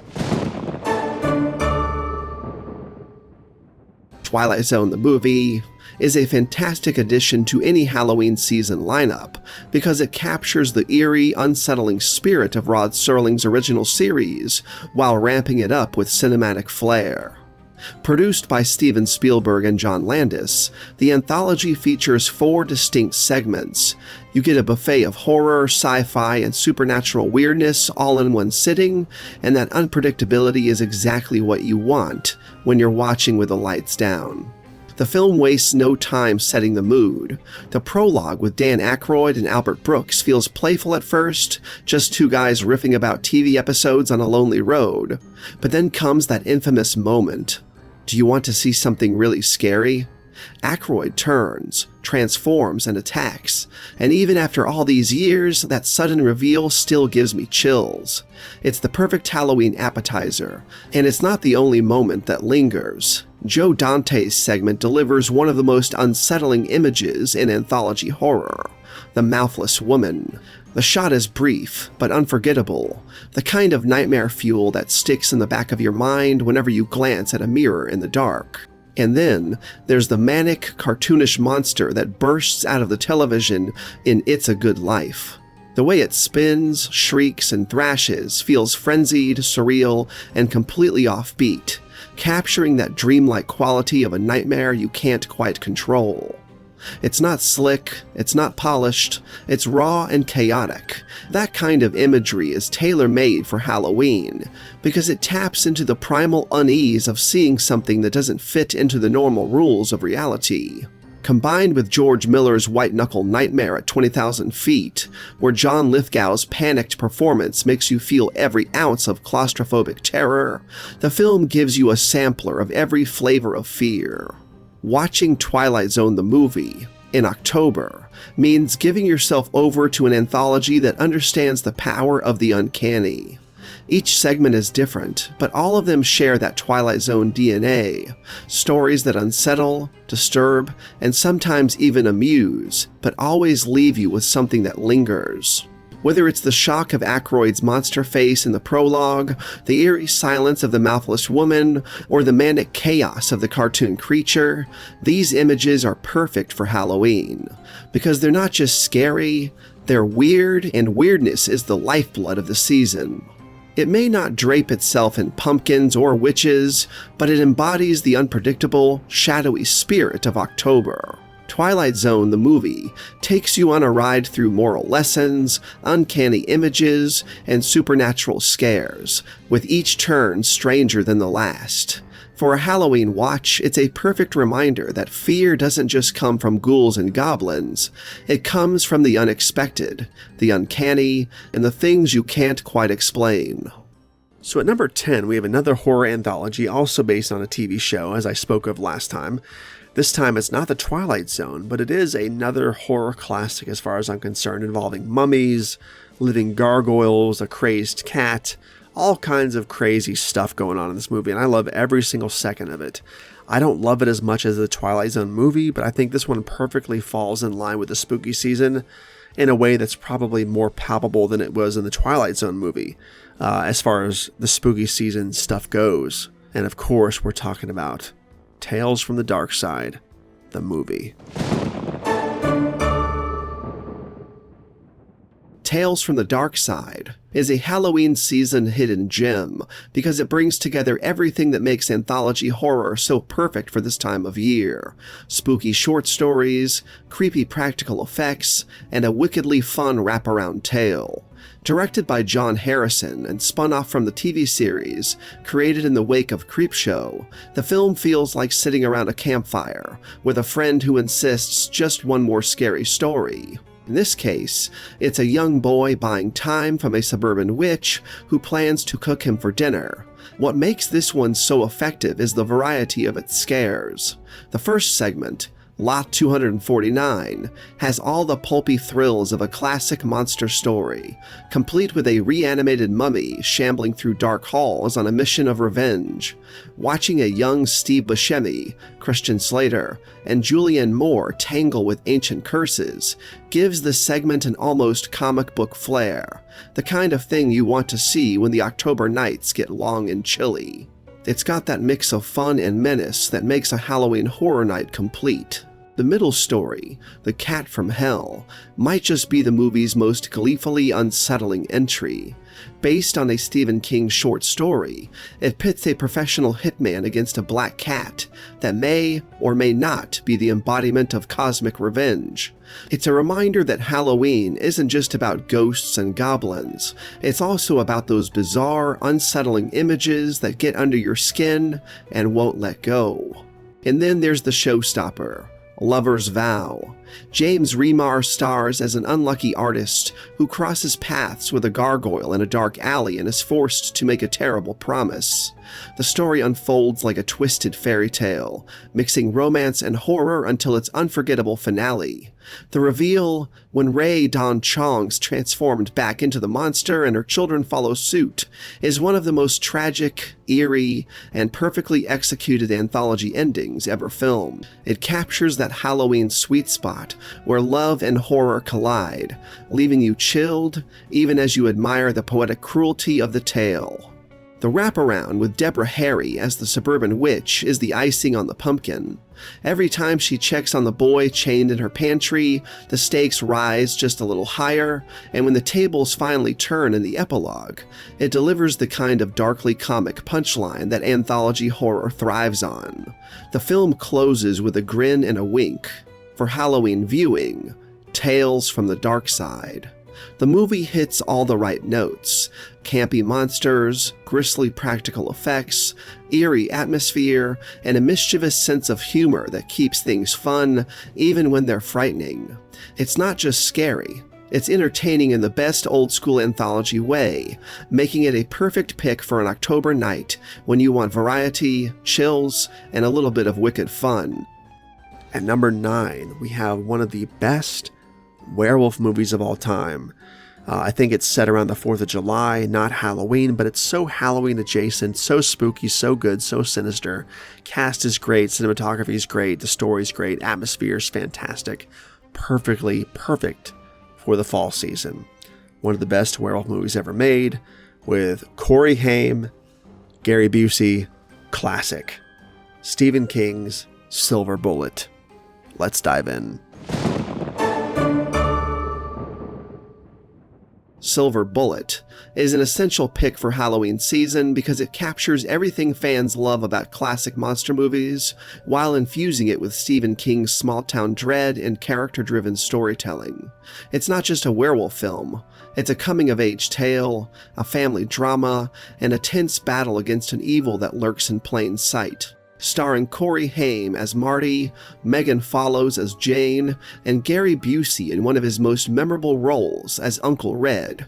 The film mixes genuine scares with heartfelt emotion, making it one of the most rewatchable entries in the werewolf canon. What makes it shine as an October watch is its atmosphere. The town of Tarker's Mills, Maine, becomes a place haunted by suspicion and fear, where curfews are set, holidays are canceled, and neighbors glance sideways at one another, unsure who might be the beast. The 4th of July fireworks scene, where Marty has his first true confrontation with the werewolf, is both thrilling and eerie, but the most genuinely unsettling sequence comes during the Reverend's nightmare, when the entire church congregation transforms into snarling werewolves. That scene is pure Halloween nightmare fuel, surreal, frenzied, and unforgettable, the kind of imagery that lingers long after the credits roll. Somewhere in the middle of all that terror, the film finds warmth and humanity. The bond between Marty and his Uncle Red gives the story heart, grounding the supernatural danger and relationships you care about. Gary Busey, ad-libbing much of his dialogue, brings a chaotic charm to Red. By the time the silver bullet is forged and the final showdown arrives, you're not just rooting for survival, you're invested in this family overcoming something unimaginable together. That mix of heart and horror makes Silver Bullet a perfect companion to the season. As one of the best werewolf films ever made, it's easily in the top tier alongside An American Werewolf in London. It stands out because it doesn't rely solely on gore or transformation effects. Instead, it builds suspense through paranoia, atmosphere, and the slow realization that evil has been hiding in plain sight. The werewolf design itself may be debated, but the film's tension, pacing, and sheer creep factor make up for it, especially when the Reverend's dual identity adds a chilling layer of hypocrisy and twisted faith. For Halloween season, Silver Bullet offers exactly what you want: small-town spookiness, a terrifying monster, and iconic moments that make you squirm. Between the fireworks showdown, the church nightmare, and the nail-biting finale with the Silver Bullet itself, it's King's take on the werewolf myth, and it remains one of the most entertaining and genuinely creepy monster movies you can queue up in October. At number 8, we have my personal favorite giallo film of all time, also my favorite Dario Argento film of all time. I think it's the epitome of what giallo cinema should be. I think it's spooky, it's atmospheric, it's got a great cast, great soundtrack, perfect cinematography, sound design. The kills are fantastic. It is a chef's kiss, I should say, to the giallo subgenre as a whole. It's perfect. Now, some of you might disagree with me on this. I know a lot of people like Deep Red, Tenebrae, whatever you want to choose as your ultimate favorite giallo film. I think Opera just takes the cake. It is the perfect, atmospheric, spooky adjacent fall season giallo film. So with that said, let's dive right into Opera and talk about why it belongs on this list. Dario Argento's Opera, also known as Terror at the Opera, is not only a masterclass in giallo filmmaking, it's also an ideal film to add to your Halloween season rotation. It's the rare horror movie that is simultaneously beautiful, nightmarish, and unrelentingly stylish. The premise of a young soprano stalked by a masked killer inside an opera house is already drenched in gothic atmosphere, but Argento elevates it with his trademark Baroque visuals, surreal set pieces, and bursts of shocking violence. It's a film that feels operatic in every sense, melodramatic, overwhelming, and unforgettable. The imagery alone makes Opera a perfect fit for October viewing. The infamous needles under the eyes sequences, where the killer forces Betty to watch murders without shutting her eyes, are some of the most sadistically creative horror moments ever filmed. It's a conceit that taps into primal fears of helplessness and voyeurism. Few films capture the unnerving line between dream and waking nightmare as effectively as this one, and that quality makes it especially potent around Halloween, when we revel in imagery that unsettles as much as it entertains. In the middle of the film, Argento crafts one of his most iconic sequences, the ravens let loose in the opera house, circling the audience and identifying the killer by pecking out his eye. It's violent, grotesque, and yet strangely poetic, a literal storm of feathers and fury raining down on a captive audience. It perfectly encapsulates the Halloween spirit of controlled chaos, paired with Argento's bold choice of soundtrack, contrasting grand opera with pounding heavy metal. It creates a mood that's simultaneously highbrow and guttural, elegant and savage. What also makes Opera resonate as a seasonal watch is its intensity. Halloween is about atmosphere and mood as much as it scares, and this film oozes both. The ornate opera house setting, drenched in shadows and stage lighting, creates a sense of claustrophobic theatricality. Meanwhile, Argento's knack for staging murders like ballets of blood turns every kill into a grotesque work of art. It's not about cheap thrills. It's about immersing yourself in a world where beauty and brutality coexist, where art and death are inseparable. For anyone who loves giallo, Opera is a crown jewel. For Argento fans, it's arguably his last truly great film, combining all of his obsessions, murder, performance, obsession, and voyeurism, into a story that feels definitive. And for Halloween season, it's the perfect choice. A film that unnerves, shocks, and seduces, daring you not to look away even as it holds your eyes open. It's a fever dream of art and violence, and it's exactly the kind of heightened surreal horror that belongs on the screen in October. At number 7, we have one of the most underrated, criminally underrated, and least talked about zombie flicks in existence. I think it sort of has a cult following. I'm one of those cult following members because it's such a good, grimy zombie flick from the early 70s, not too long after Romero's Night of the Living Dead. It's just perfect in every way. One of the creepiest executions of zombies I've ever seen. Some of the scariest zombies on cinema still to this day. It gave me the creeps when I was a kid. It gives me the creeps now. Great score, hilarious cast, spooky island setting. We're talking about the infamous 1972 zombie masterpiece. Children Shouldn't Play with Dead Things. Children Shouldn't Play with Dead Things is one of those under-the-radar cult classics that feels like it was made for Halloween season.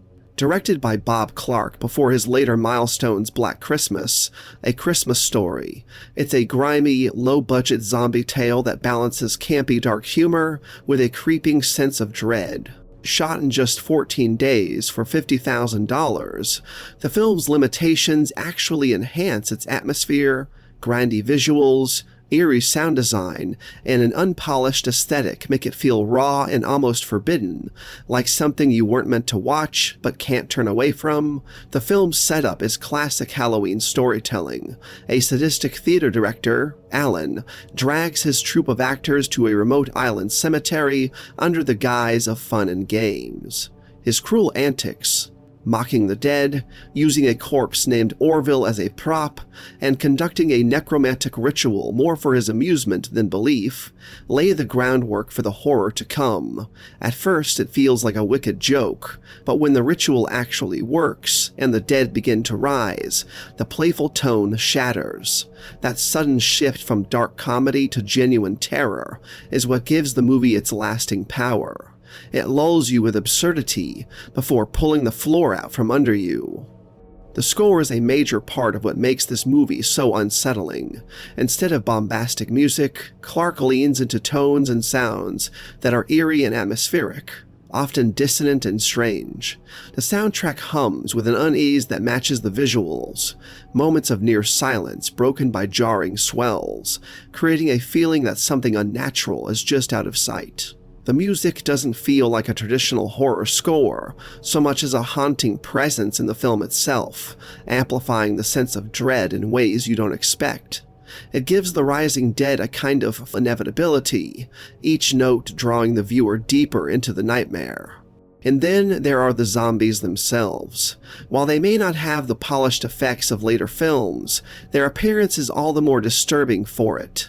Their makeup and costuming give them a raw, corpse-like quality, dirt-caked, gaunt, and hollow-eyed. They look like they've really clawed out of the earth. Some of the visuals, like the moment when the troupe realizes the cemetery is slowly filling with figures moving toward the house, are downright chilling. The way the zombies move, deliberate, slow, and relentless, adds to the horror.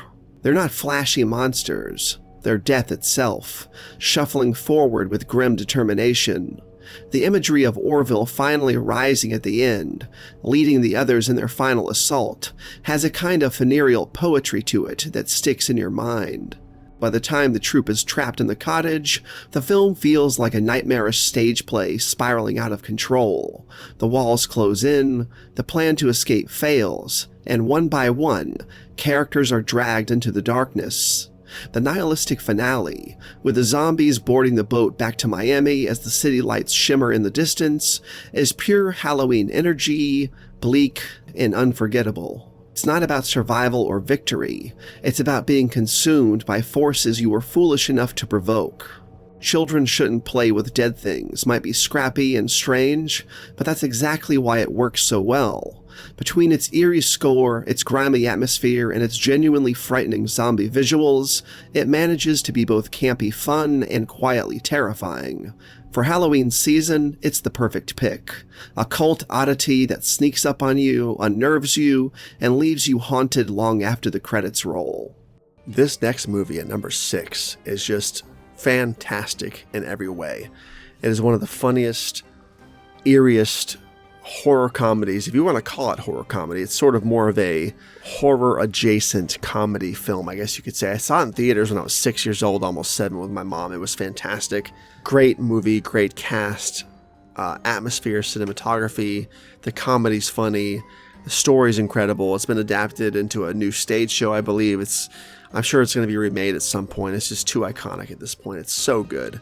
It's got a really eerie vibe, a lot of rich narrative beats, some of which are genuinely eerie, like the morgue sequence, people being dead but alive. It's a really freaky, really underrated comedy horror adjacent film, and it's fantastic. I love every single second of it.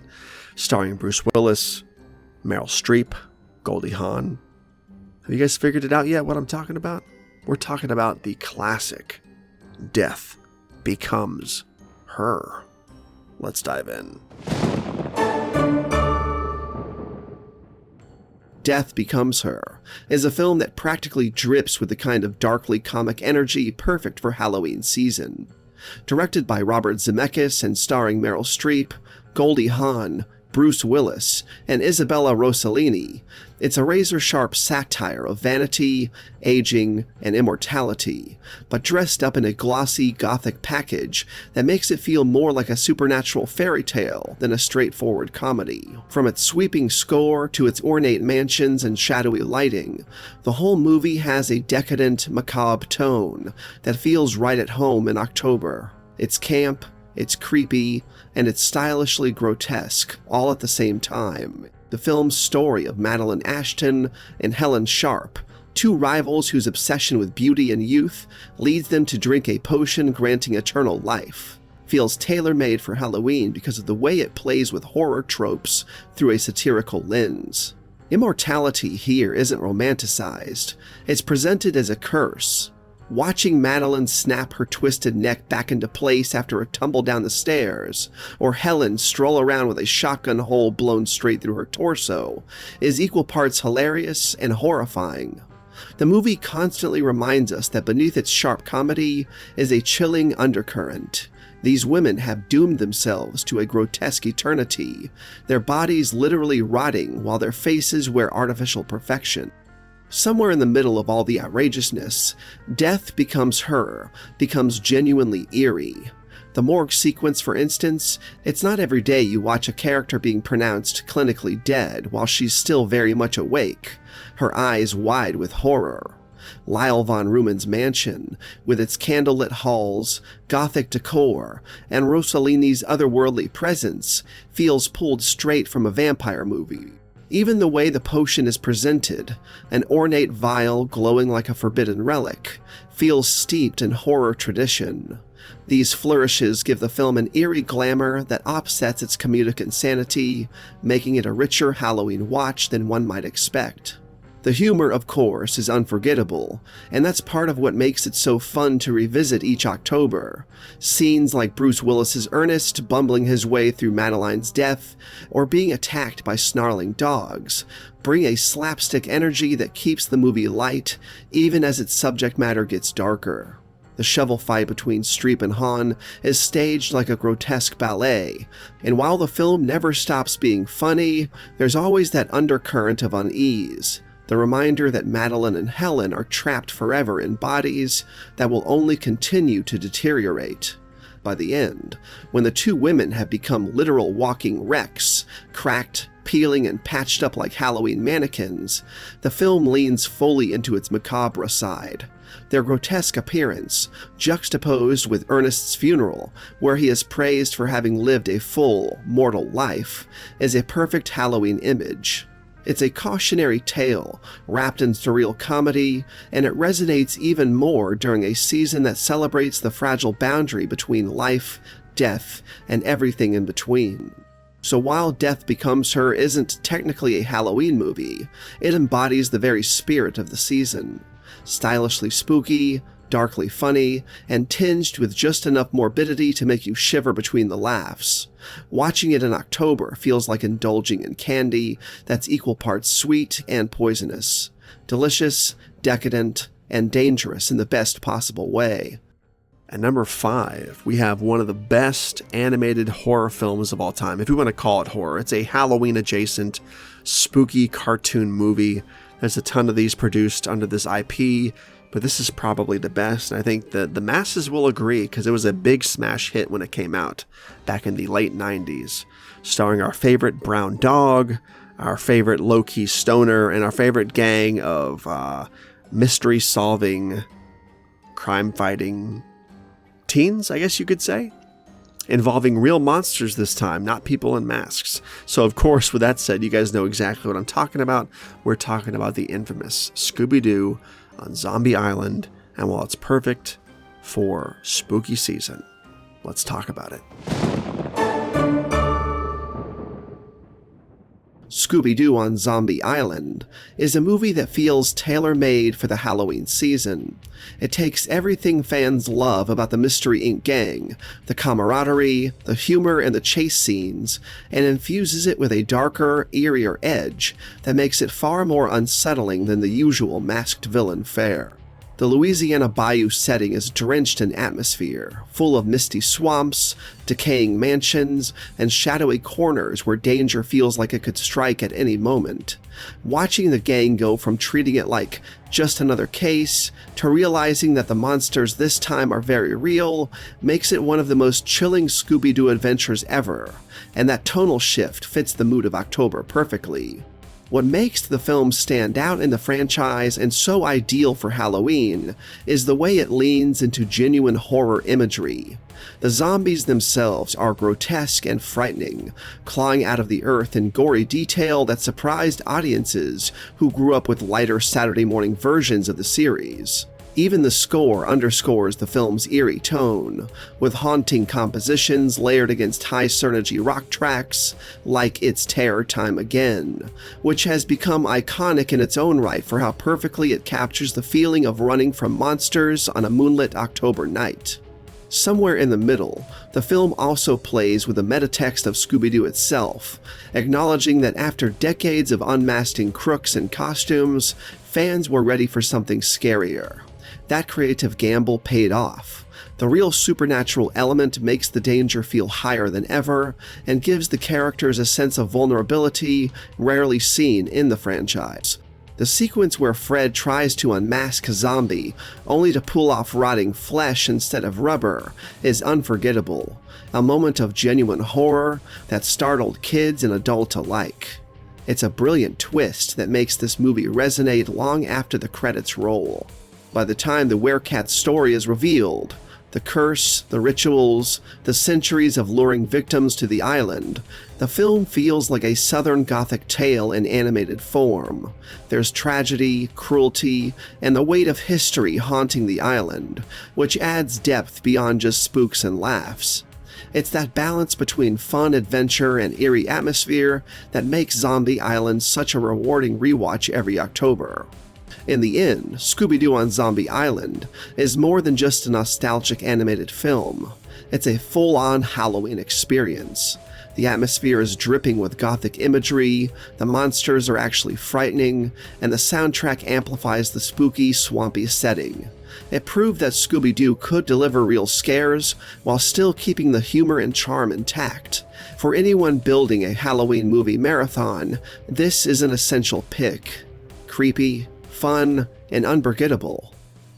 The next movie on the list is a witch movie. It's not Hocus Pocus. That would be too obvious for this list. This movie is a mid-90s witch classic. I believe it's now getting a sequel, believe it or not. It was very underrated, very low-key. Nobody ever talked about this movie until recently. I just now kind of recently found out that it has sort of a cult following, which is great because it deserves it. It's a fantastic, like a mystical comedy kind of drama thriller that's sort of horror adjacent, but it's perfect for fall season. Got a lot of heart, a lot of family stuff, a lot of sisterly witchy stuff, but there's some horror elements involving the villain and like all kinds of creepy stuff that happens. Obviously it's a witch movie.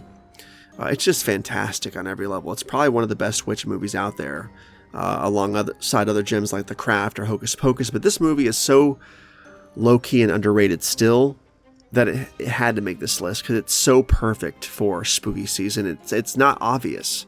So I think all of you should check this out for sure if you can this spooky season. We're talking about the mid-90s classic, Practical Magic.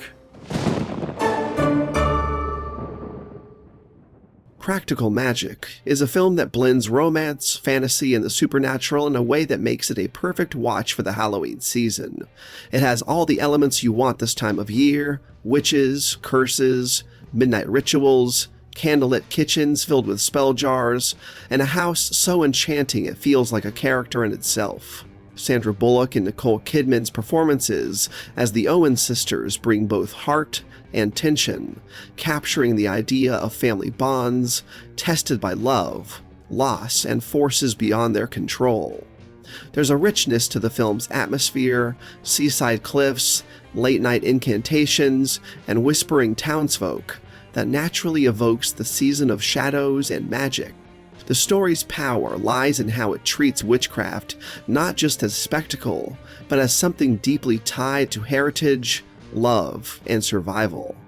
The Owens family curse, and the way it haunts generation after generation, plays like a gothic fairy tale, one tinged with tragedy, but also with hope.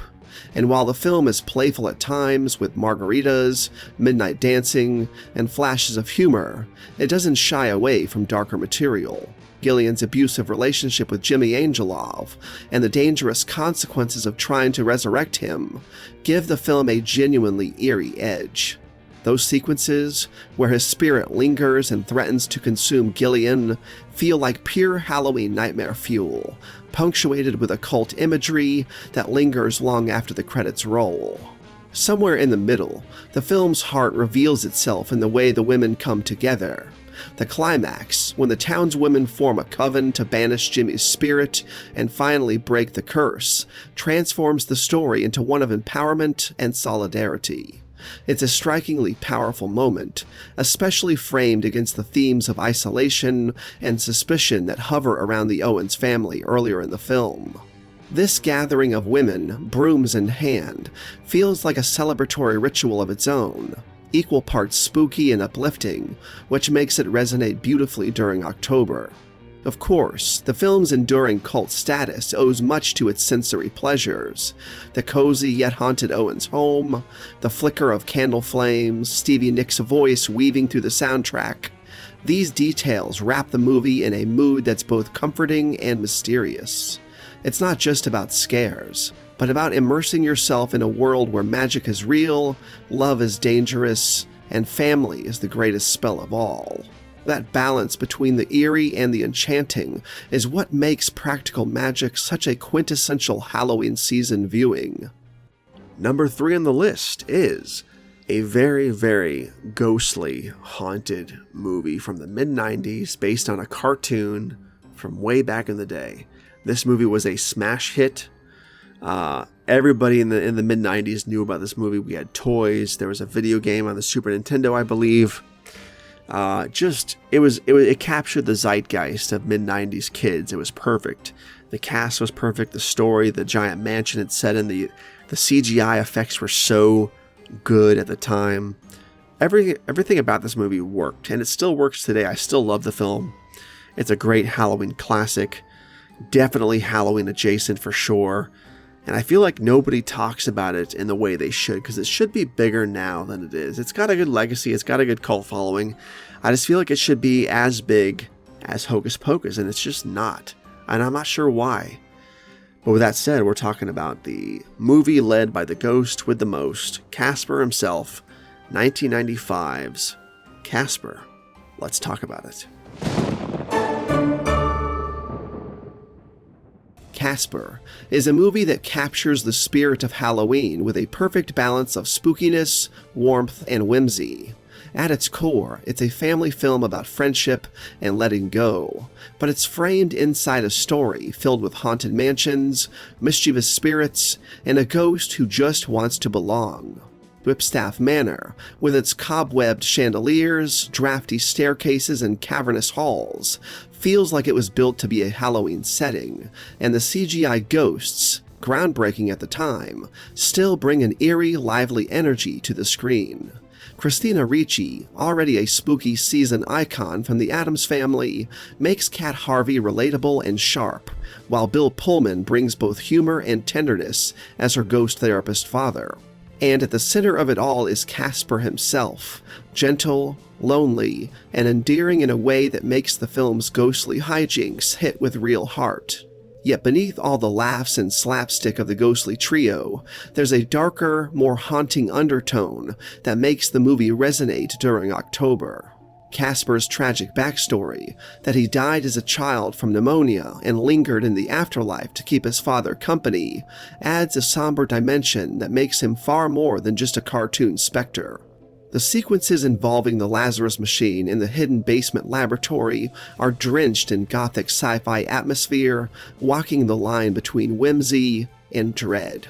Kerrigan's eventual death and transformation into a ghost also adds a layer of genuine eeriness. It's moments like these, paired with James Horner's gorgeous score, especially the haunting Casper's Lullaby, that give the film a melancholy but magical edge. The movie leans right into the season with its grand set piece, the Halloween party inside Whipstaff Manor.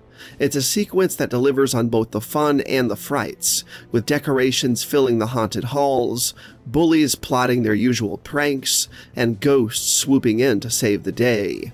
The fact that the emotional climax of the film unfolds during this party makes it feel like Casper was always destined to be a Halloween staple. For kids of the 90s, the magic didn't stop at the screen either. Many of us remember the glow-in-the-dark Casper toys and promotional tie-ins that made the film feel alive in our own homes. Having a Casper figure that actually glowed in the dark felt like bringing a little piece of Whipstaff Manor into your bedroom. That's why revisiting Casper in October works so well. It's not just a movie, it's a time capsule of Halloween atmosphere. It has the cobwebbed setting, the mix of laughter and chills, the bittersweet beauty of ghosts lingering between worlds, and even a touch of childhood nostalgia from those glowing toys and VHS nights. It's one of those rare films that manages to be sweet, spooky, and emotionally satisfying all at once, an October tradition that never loses its charm. At number 2, now this was almost my number 1, but after flip-flopping around with the actual number 1 now, I was like, okay, I have to put that number 1, this has to be number 2, because it's so good, but it's not as good as the number 1. So this is a cartoon classic, early to mid-90s, I believe, Hanna-Barbera, based on a book by Ray Bradbury. I saw this when I was a young kid. I've loved it ever since. My daughter loves it. Everybody I know who's seen this film loves it, and those who haven't seen it, but everybody I know who watches it ends up loving it. It is so good. It is the epitome of Halloween, It's about Halloween. It revolves around Halloween. The story is driven by Halloween. It's so good. If you can get past the cartoon movie aspect, I know a lot of people have a problem with cartoons. It is animated. It has the Hanna-Barbera style animation, so it's pretty simple, but it's got a lot of intricately painted backdrops, good animation. It's not a cheap throwaway production. It's a very, very good Hanna-Barbera production. Fantastic story, fantastic soundtrack. The score is fantastic. The voice cast is great. Obviously, Ray Bradbury's story is fantastic. He narrates the film too. It's great. We watch it every Halloween season. My daughter loves it. We're talking about 1993's The Halloween Tree. And if you haven't seen it yet, you're going to want to see it after this. So let's dive into number 2 spot with The Halloween Tree. The Halloween Tree isn't just a movie you can watch during October. It is one of the most truly Halloween-centered films ever made. Adapted and narrated by Ray Bradbury himself, it captures the sights, sounds, and spirit of October 31 in a way few other stories ever have. From the very first scene, with children racing out in their costumes, to the haunting image of Mound Shroud's towering tree filled with glowing jack-o'-lanterns, everything about this film breathes Halloween. It's eerie, poetic, and entirely wrapped around the traditions of the holiday. The brilliance of the story is how it takes viewers on a tour through the history of Halloween's symbols. Each child's costume becomes a gateway into the past. Ancient Egypt for the mummy, Celtic Stonehenge for witches and harvest rituals, medieval Notre Dame with its gargoyles and monsters, and Mexico's Dia de los Muertos for the skeleton. These aren't side trips. They are the very roots of the holiday. Few films take the time to explain Halloween's meaning so directly, while still wrapping it in mystery, adventure, and wonder. The film also balances fun and fear with a sense of timeless wonder. The ravine the children must cross, the eerie wind through the trees, and the ominous glow of Moundshroud's mansion give it the atmosphere of a true Halloween night. Bradbury's words, delivered in his own voice, elevate the story to a kind of seasonal folklore, while Leonard Nimoy's performance as Moundshroud adds gravitas and just the right amount of menace. These elements create a film that is not only entertaining, but deeply haunting, like a campfire story that lingers in your imagination long after it ends. One of the most powerful aspects of the Halloween tree is the lesson at its core, that Halloween isn't simply about costumes or candy, but about life, death, and the bonds we share with others. The children ultimately sacrifice a piece of their own future for their friend Pip, offering up a year from the end of their lives in order to save him. That's a surprisingly profound and moving idea to find in a children's animated film, and it perfectly ties into Halloween's deeper theme. For me, this movie is more than just a seasonal favorite, it's a tradition. I grew up watching it every October, and I'm thrilled that my daughter Isabella loves it just as much as I did. Watching her eyes light up at the same glowing pumpkins, or listening to her ask questions about mummies and Day of the Dead altars, makes the experience even richer. It's proof that Bradbury's story is timeless, a tale that speaks as powerfully to kids today. Seeing her embrace the movie connects us across generations, just like the holiday itself connects the living with those who came before. That's why The Halloween Tree deserves to be celebrated as one of the greatest Halloween films ever made. It doesn't dabble in Halloween aesthetics the way so many other films do. It is Halloween, through and through. Every glowing pumpkin on that tree, every whispered story of the past, every flicker of candlelight is steeped in the meaning of the season. To watch this film is to celebrate not only the fun of costumes and trick-or-treating, but also the history, heritage, and spirit of Halloween. In short, if you want to understand Halloween and feel it in your bones, there's no better film to revisit year after year. Alright, the number one spot on this list. It might be too typical for some of your tastes, but for me, it's such a good, classic, spooky season movie that I feel like everybody loves, everybody reveres, everybody talks about, but nobody ever necessarily talks about it being a spooky season movie, because it could really be considered a Christmas movie too. I think it came out during the holiday, if I'm not mistaken, back in '91. It opens with a Christmas scene, but there is a Halloween scene in it. It ends on Halloween, actually, so to me it's perfectly in line with Christmas season or spooky season, but for the sake of this list, we're going to call it a spooky season classic because it is. It is a masterpiece on every level. The acting is great. The cast is great. Story's great. The score is top-notch. The cinematography is second to none. The plot beats. Everything about this movie works. It is so good. It will never be topped. Although the sequel is arguably as good, if not better. That's debatable. But this is the best version of this family we've ever seen and ever will see. Also one of the best horror movies, or horror adjacent. It's not really horror. It's horror adjacent. Because it's creepy, it's kooky, it's altogether spooky.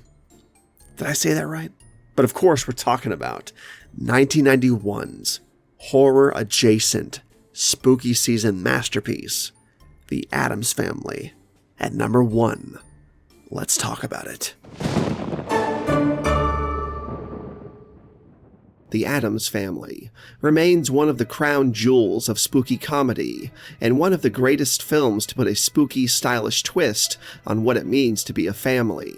while Charles Addams' cartoons and the television series introduced the world to this bizarre, loving clan, Barry Sonnenfeld's debut film is what cemented them. It is the rare adaptation that doesn't just capture the spirit of its source, but actually elevates it, giving the characters depth, visual splendor, and an operatic sense of fun that feels tailor-made for Halloween viewing.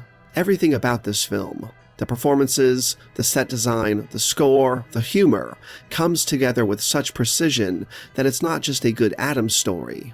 The casting is nothing short of perfection. Raul Julia's Gomez is the kind of performance that doesn't just inhabit a character, but transforms it into something unforgettable. His manic energy, romantic passion, and zest for life make Gomez both hilarious and strangely aspirational. Angelica Houston's Morticia, meanwhile, is elegance and menace in human form. Her slow, deliberate movements, her sly line delivery, and the way the lighting frames her eyes all create a character that is simultaneously enchanting and chilling. Christopher Lloyd throws himself completely into the grotesque absurdity of Uncle Fester. Christina Ricci's Wednesday redefined the character for all time, delivering every line with icy wit and becoming an icon in her own right. Even the supporting cast, Judith Malina as Grandmama, Carell Struycken as the towering Lurch, it's one of those rare ensembles where every single actor feels born for their role. The production design is equally masterful. The Addams family mansion becomes a character unto itself, with cavernous rooms lit by candlelight, twisting staircases, dusty libraries, and a cemetery looming just beyond its gates. The home is grand, gothic, and slightly decayed, yet also warm in its own eerie way, a perfect reflection of the Addamses themselves. Sonnenfeld, coming from a cinematography background, uses bold framing, shadowy lighting, and wide angles that make the mansion feel alive, as though secrets lurk around every corner. For a Halloween watch, few settings feel more ideal. It's essentially a haunted house tour, blended with luxurious, macabre opulence. And then, there's Mark Shaiman's score, which deserves its own praise. Shaiman crafts a soundtrack that dances between the mischievous and the sinister, with sweeping orchestral moments that give the Addamses a sense of grandeur befitting their eccentric aristocracy. The score has playful cues that underline the humor, but it also has gothic flourishes that make the atmosphere thick with mystery and foreboding. Even MC Hammer's Addams Groove, while a novelty track, helped the film cement its place in pop culture, giving it a playful edge that made it memorable for audiences of the time. But it's Shaiman's work that lingers. The way it underscores Morticia and Gomez's romantic moments, or punctuates Wednesday's dark humor, makes the music feel like part of the family itself. What makes the movie a masterpiece is how all these elements, casting, design, music, humor, and story, blend seamlessly into something timeless. Unlike many films of its era, The Addams Family doesn't feel dated because it leans into a world entirely its own, a gothic bubble that sits slightly outside of reality. The humor is sharp and macabre, but never cruel. The visuals are rich and immersive, and the performances are so committed that the bizarre becomes believable. The film never mocks its characters. Instead, it celebrates their oddities, showing that in their own strange way, the Addamses are the most loving family of all. That inversion, where the creepy and kooky turn out to be more genuine and warm-hearted than the so-called normal world, is what makes the story so enduring. For many fans, this will always be the greatest interpretation of the Addamses ever put to screen. No revival, animated reboot, or streaming-era reimagining has managed to capture the same balance of heart, humor, and horror. Watching it in October is more than just a seasonal pick. It feels like a ritual, a reminder that Halloween is about embracing the strange, the spooky, and the unconventional with joy. And the Cyclops jack-o'-lantern at the end is just too damn good. Alright, so that was 31 Silver Screams for Spooky Season. I hope you guys liked the list. I know this is sort of a long list. I had sort of incessant ramblings before every single entry, as I do. You guys know me. And if you don't, well, now you do. But I had a lot of fun making the episode. I hope you guys had a lot of fun watching it. I implore you to watch as many of these as you can. They're sort of the more underrated and least obvious Halloween season movies, in my opinion. I think they're a pretty good pick. And it's sort of better than always having to watch Halloween or Trick or Treat or Hocus Pocus every single year. These will sort of break up the monotony of the Halloween season with some picks that aren't the obvious choices. So yeah, in that regard, I had a lot of fun making it. Thanks for watching. Thanks for coming. I hope you liked it. Be sure to subscribe to the channel. Watch out for the next Candy Bar Creepshow episode coming hopefully next month in October. It should be a vampire episode, hopefully. My top 10 favorite vampire flicks, specifically. That hopefully will come out mid-October. And then next Halloween season, pre-Halloween season, I should say, so like next September-ish in 2026, when I'll be even more old and folded. We're going to do a sequel to this episode of Candy Bar Creepshow. We're going to call it 31 Slept-On Sequels for Spooky Season. That should be a lot of fun. Sort of like this list, but even juicier, I think. So we'll see you on that one, too. And with all that said, have a good Halloween season. I'll hopefully talk to you guys soon, and thanks for watching. I'll talk to you next time.